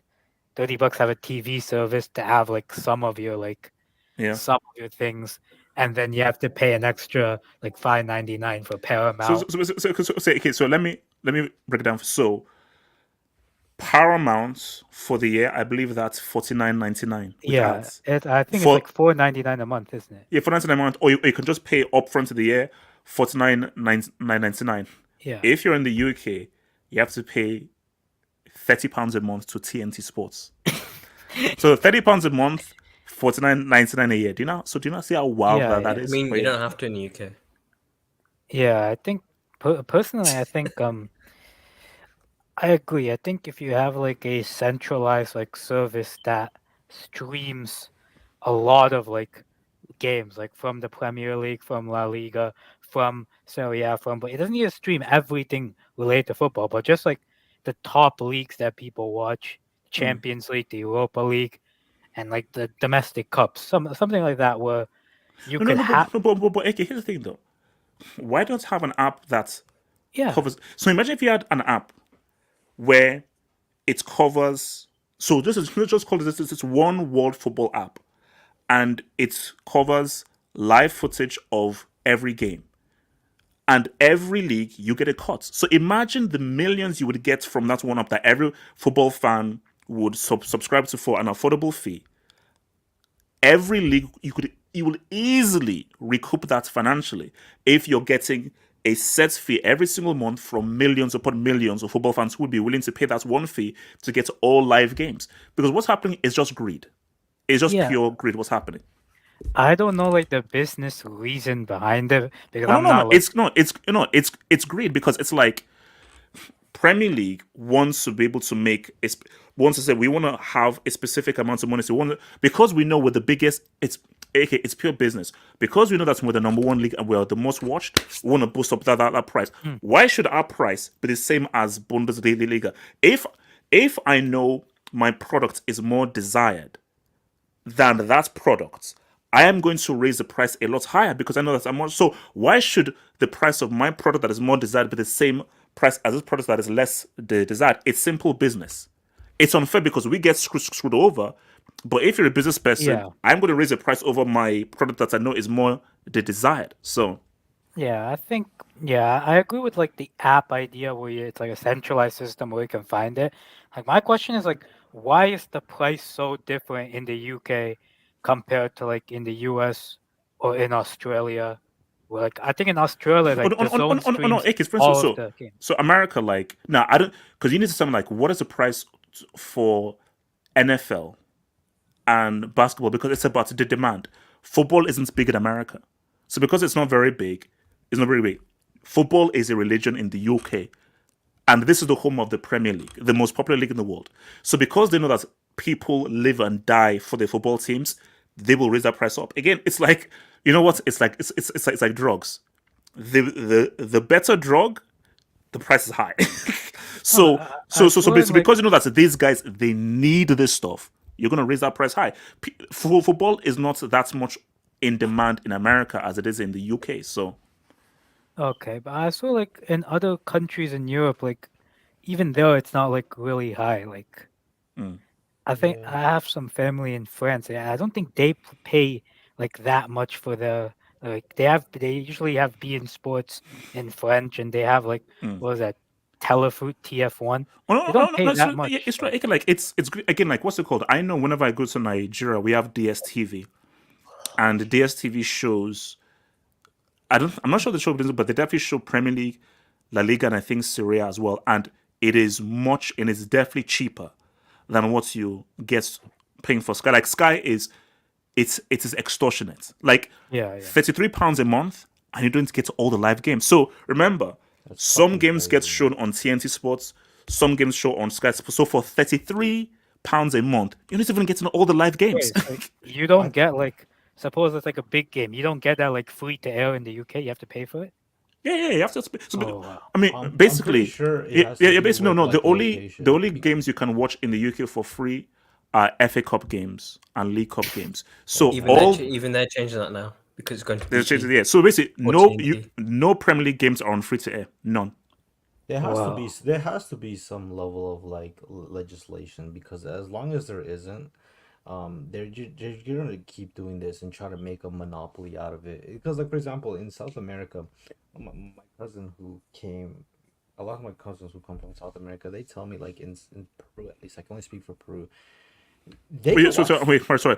Speaking of my region, Ricardo, South America is wild, bro. You heard about Ecuador and Mexico? Yeah, I mean, that's another day in the office, but whatever. Look, South America, those guys are different, but continue. No, but in South America, like, my cousins would always tell me, like, you can watch every league on, like, a basic cable. It's not like anything. You don't have to pay any extra subscriptions, and that might be just because how much football is pretty much like glorified or seen as a religion out there. But they used to tell me, like, oh yeah, Champions League will be on, but Champions League wasn't that popular in South America unless it's like a big game. It's mostly like the Copa Libertadores, but the Brazilian league, the Argentine league, all the Spanish league, Italian, the English league, like, it's just on a regular channel. It's just not that popular as their domestic leagues are. So I think it also ultimately depends on, where you are. If you're in America or in Canada, for example, they are gonna market the Premier League more so, because I rarely see any marketing any other league. It's really just the Premier League. Like, I'll be going to the subway station, I see like Kevin De Bruyne's son, Salah's face all over the walls and shit. So yeah, I think it's the target audience definitely matters, and where they can actually monopolize, because they obviously somebody who lives in North America or Europe, they can definitely pay that price. But in South America, you have a lot more competition. The Premier League is not king in South America. The Spanish League isn't even king in South America, despite Barcelona and Real Madrid probably being the two most heavily supported teams down there outside of their domestic teams. So I think it depends where you are. I think this is mostly a European, North American issue, though. J2S, what do you think? Can I speak after that? Yep. Are we speaking solely in the football? It's not the Tebas. For that clown. Yeah, I mean, I don't expect anything different from the Spanish FA. I mean, just complete mess. But on the football streaming side, like in the UK, I'm pretty sure it's £30 for Sky. No. Let's 33. I think it's 33.99. Yeah, or 33, something like that. Yeah. Yeah, and then it's the exact same price for TNT, and because the Premier League is split over Sky and TNT. Yeah. So then you have to pay over like £60 just to watch the matches that are just shown on there, because none of the 3 PMs are shown on there. So that's more or less maybe 8 to 7 games of the weekend just not shown.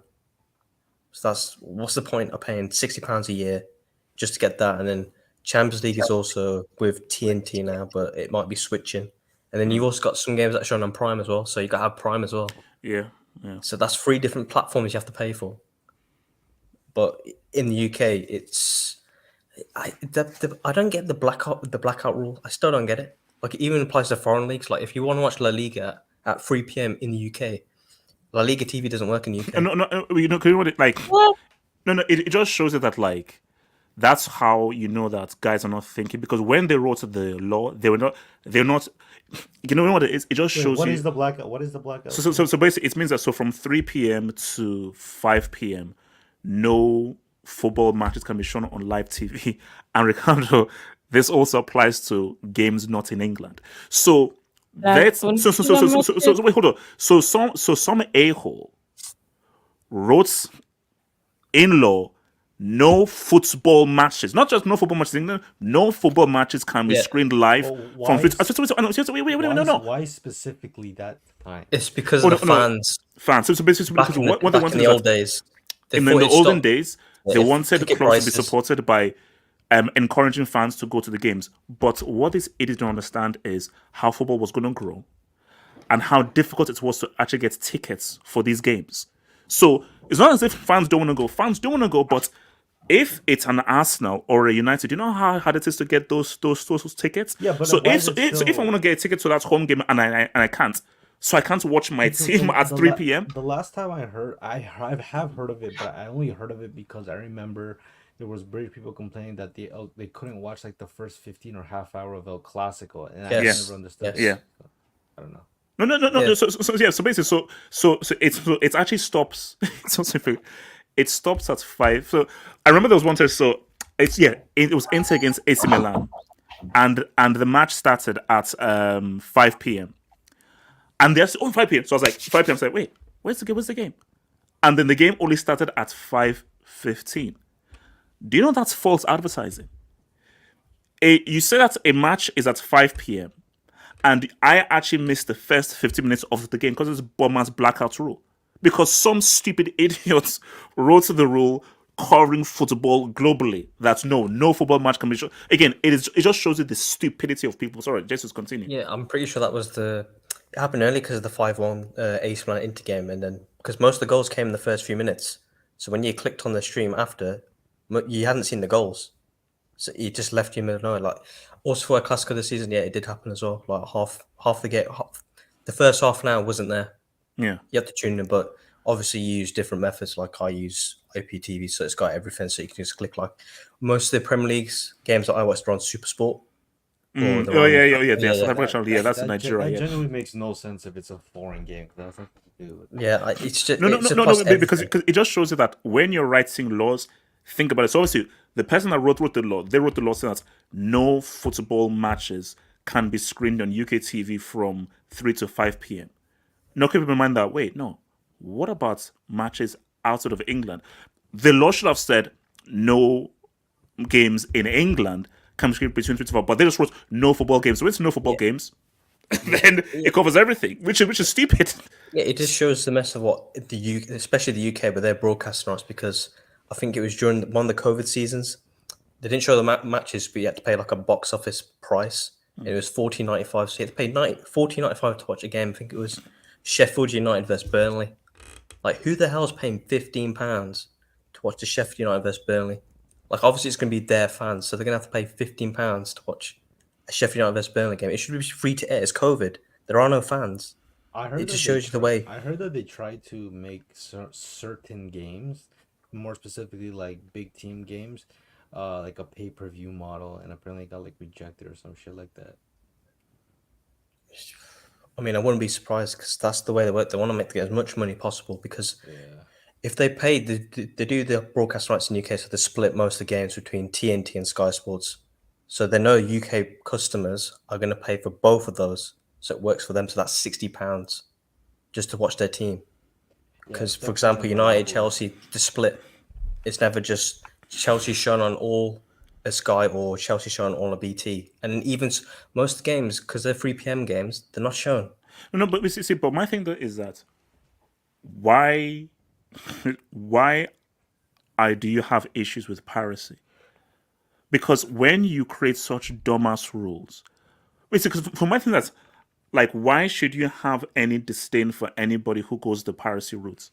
If you know that, especially today, forget about in 2024 right now, cost of living, inflation, rising prices everywhere, and you want people to pay these extortionate prices for stuff, and you don't have the cheek on the desk to be like, oh my gosh, how dare you pirate stuff?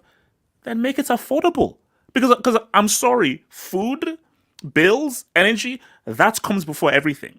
And after I've paid my bills and everything, petrol, food, rent and everything, I'm sorry, I have no money left to pay £30 a month to watch football. Sorry, it's not happening. Yeah, football is just it's an accessory. Like, you're paying electricity bill and your water bill, they're necessities in life. And most people in the UK, they're struggling just to get by. So you think people can spend over £60 just to watch a bit of football? And that's not even including other sports as well, because you have to pay for NBA, like Sky shows NBA and it shows NFL. You have to add in extra prices just to watch that because it comes in with a package. And you got your broadband issue as well. There's so much to do in the UK. I don't think it's not that like that in America or in India or in Africa. It's just UK. Even Spain's not that bad. So okay. So what do you think is if you were like, let's say you were in charge of all TV, what do you think a solution is that works well for us and for the leagues and the clubs as well? It's just to make an app. Like, it's simply Premier League games are shown on one app, and you have to pay a subscription, and it shows 12:30 all the 3 p.m. games, the 5:30 kickoff, the Sunday games, Monday nights, the midweek games. Because if you think about how many games are in the Premier League calendar, most of the games aren't shown on TV. Yeah, and people are paying over £60. And this is not per year; it's per month. It's ridiculous. Like, you can go to India and you can pay $20 just to get every single game, and it's not just Premier League. Because I think you can. I think through Now TV, you can pay a year upfront, and I think it's like £300 to £400 a year. So if you want to pay upfront for the year, it's like it's close to £400. And that's just 400. And that's just for the sports, and then that's just sports because then you have to pay extra for movies or like National Geographic, all that kind of extra stuff you want to get. Whereas IPTV, it's a simple, I think it's about $18.99, and you get everything, and it's every single country. It's Germany, it's France, it's Spain, India, everything in American. You get movies on there as well that you can download as well. So it's got everything. You got literally the zone pay-per-view. Exactly. Yeah, you got box office. Adrian, if you don't have it, bro, I don't know what you're doing in your life, bro. Wait, Ricardo, all I'm saying though is I just I would like to know more. I don't want to get it. Okay? All right. Ricardo, I don't want it, okay? That's what I'm saying. I don't want IPTV, okay? I don't want it. Okay, what's the comment? Okay, Zima, talk to me. How do we solve football piracy? Oh, yes, sorry. Samasi, go for it, Samasi. I think in Germany it's very difficult and costs a lot. So in Germany, there is Sky Germany who has the Bundesliga on Saturday games and all the Premier League games. Then you have the Zone who has all the Friday and Sunday games for the Bundesliga, La Liga, all the games, Serie A, all the games, UFC, NFL, NBA, and Champions League. And they have Prime Videos who also have Champions League games. You pay around 42 euros all combined. And it's just... Is that a month? A month? A month. It's just a mess. Germany screws you if you want to watch football. It's really difficult. Zimon, what are you saying, man? How do we solve this, man? The harsh reality is I don't think there will ever be a solution to this. Because at the end of the day, you're asking multiple companies to come together that have certain affiliations and contracts with these leagues to give up those contracts in order to solve something that's that doesn't necessarily generate them the same amount of revenue. That's what you're asking, and I don't think that's ever going to happen. There's too much people that have their hands on the money. So why all of a sudden would they give it up in order to give the fans more access? So they could just give a part of their money. It just doesn't make sense from a business standpoint. So I think that's the reality. Where like, as much as it would make because again, it's about supply and demand. If I know that the Premier League is the most in-demand league, why should I charge the same price as La Liga, Serie, or Bundesliga? Yeah, so for me, it's like there will never be a solution. The only solution is I don't understand why people don't utilize VPN. I mean, like, if you want access to different leagues, or you want a different channel that could broaden the scope in terms of what you can watch, why not try VPN and try to get access to those nations that provide it?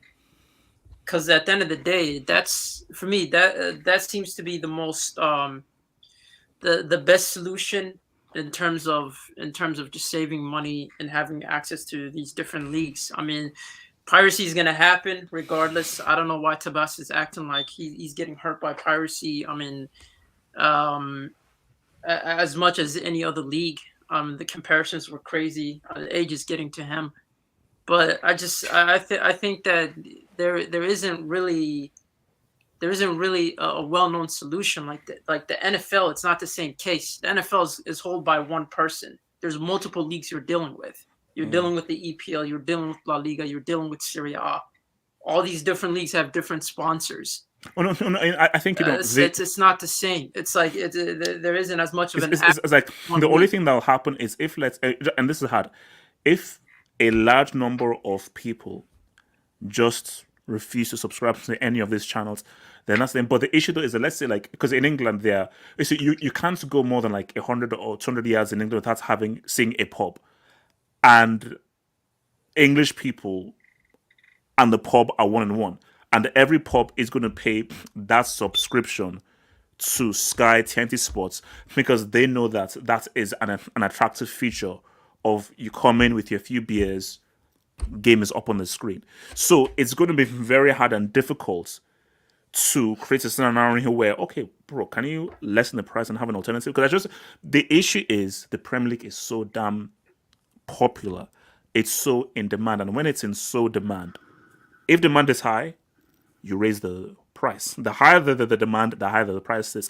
The more a product the consumer wants, the higher you're going to charge that consumer, which is the sad reality. That's business 1, 2, 3. Yeah, and that's always been the problem. I think if anything, if you really want to watch a game, there's different avenues. Like, I'm sorry, there's different avenues. Like, if you're worried about not necessarily. Zizima, remember, CIA are watching, bro. CIA are watching. Yeah. No. Well, let's keep it real. Like, how much of us watch games in a certain social media site? I'm not gonna name names. Not me. But there's a certain social media site. If you look for certain streams, they usually provide it, depending on how good you are at searching. So for me, it's just like you do have access to it, and at the same time, I get it from a piracy standpoint. The only time I ever think like there's a valid argument against piracy is for these, not necessarily the companies that are making money because they're sponsors of that league or that organizations. It's more so artists. I get it from an artist standpoint when it's like, they're trying to make their bread. Oh yeah, music, 100%. And you enjoy their work. I understand supporting it from that standpoint and how artists would feel, but from a company standpoint, like, what do you expect? I mean, as long as there's internet, people will find a way to reach and have access to your resources because you're not providing them with that. So for me, it's just it's more of a case of that just being the law of the land. Hamza says, core personal terms with CFC agreed. Medical left. No, it's not. Core isn't coming anywhere near CFC, bro. Okay, so I hope so. No, that's not happening, bro. Blaze A. Wait, so you mean to say people pay for football? Yes, I pay for football. I pay for football streams. No, you don't. Yes, I do. Ricardo, I don't want that IPTV, okay? You hear what I said? I don't want any of that IPTV at all. HH, would it be more affordable if you cut off Rachel from your expenses? I'm just asking. I just want to know. Guys, I'll see you guys tomorrow for the UCL preview. Sunday hangout tomorrow. Peace out. One love. Peace out.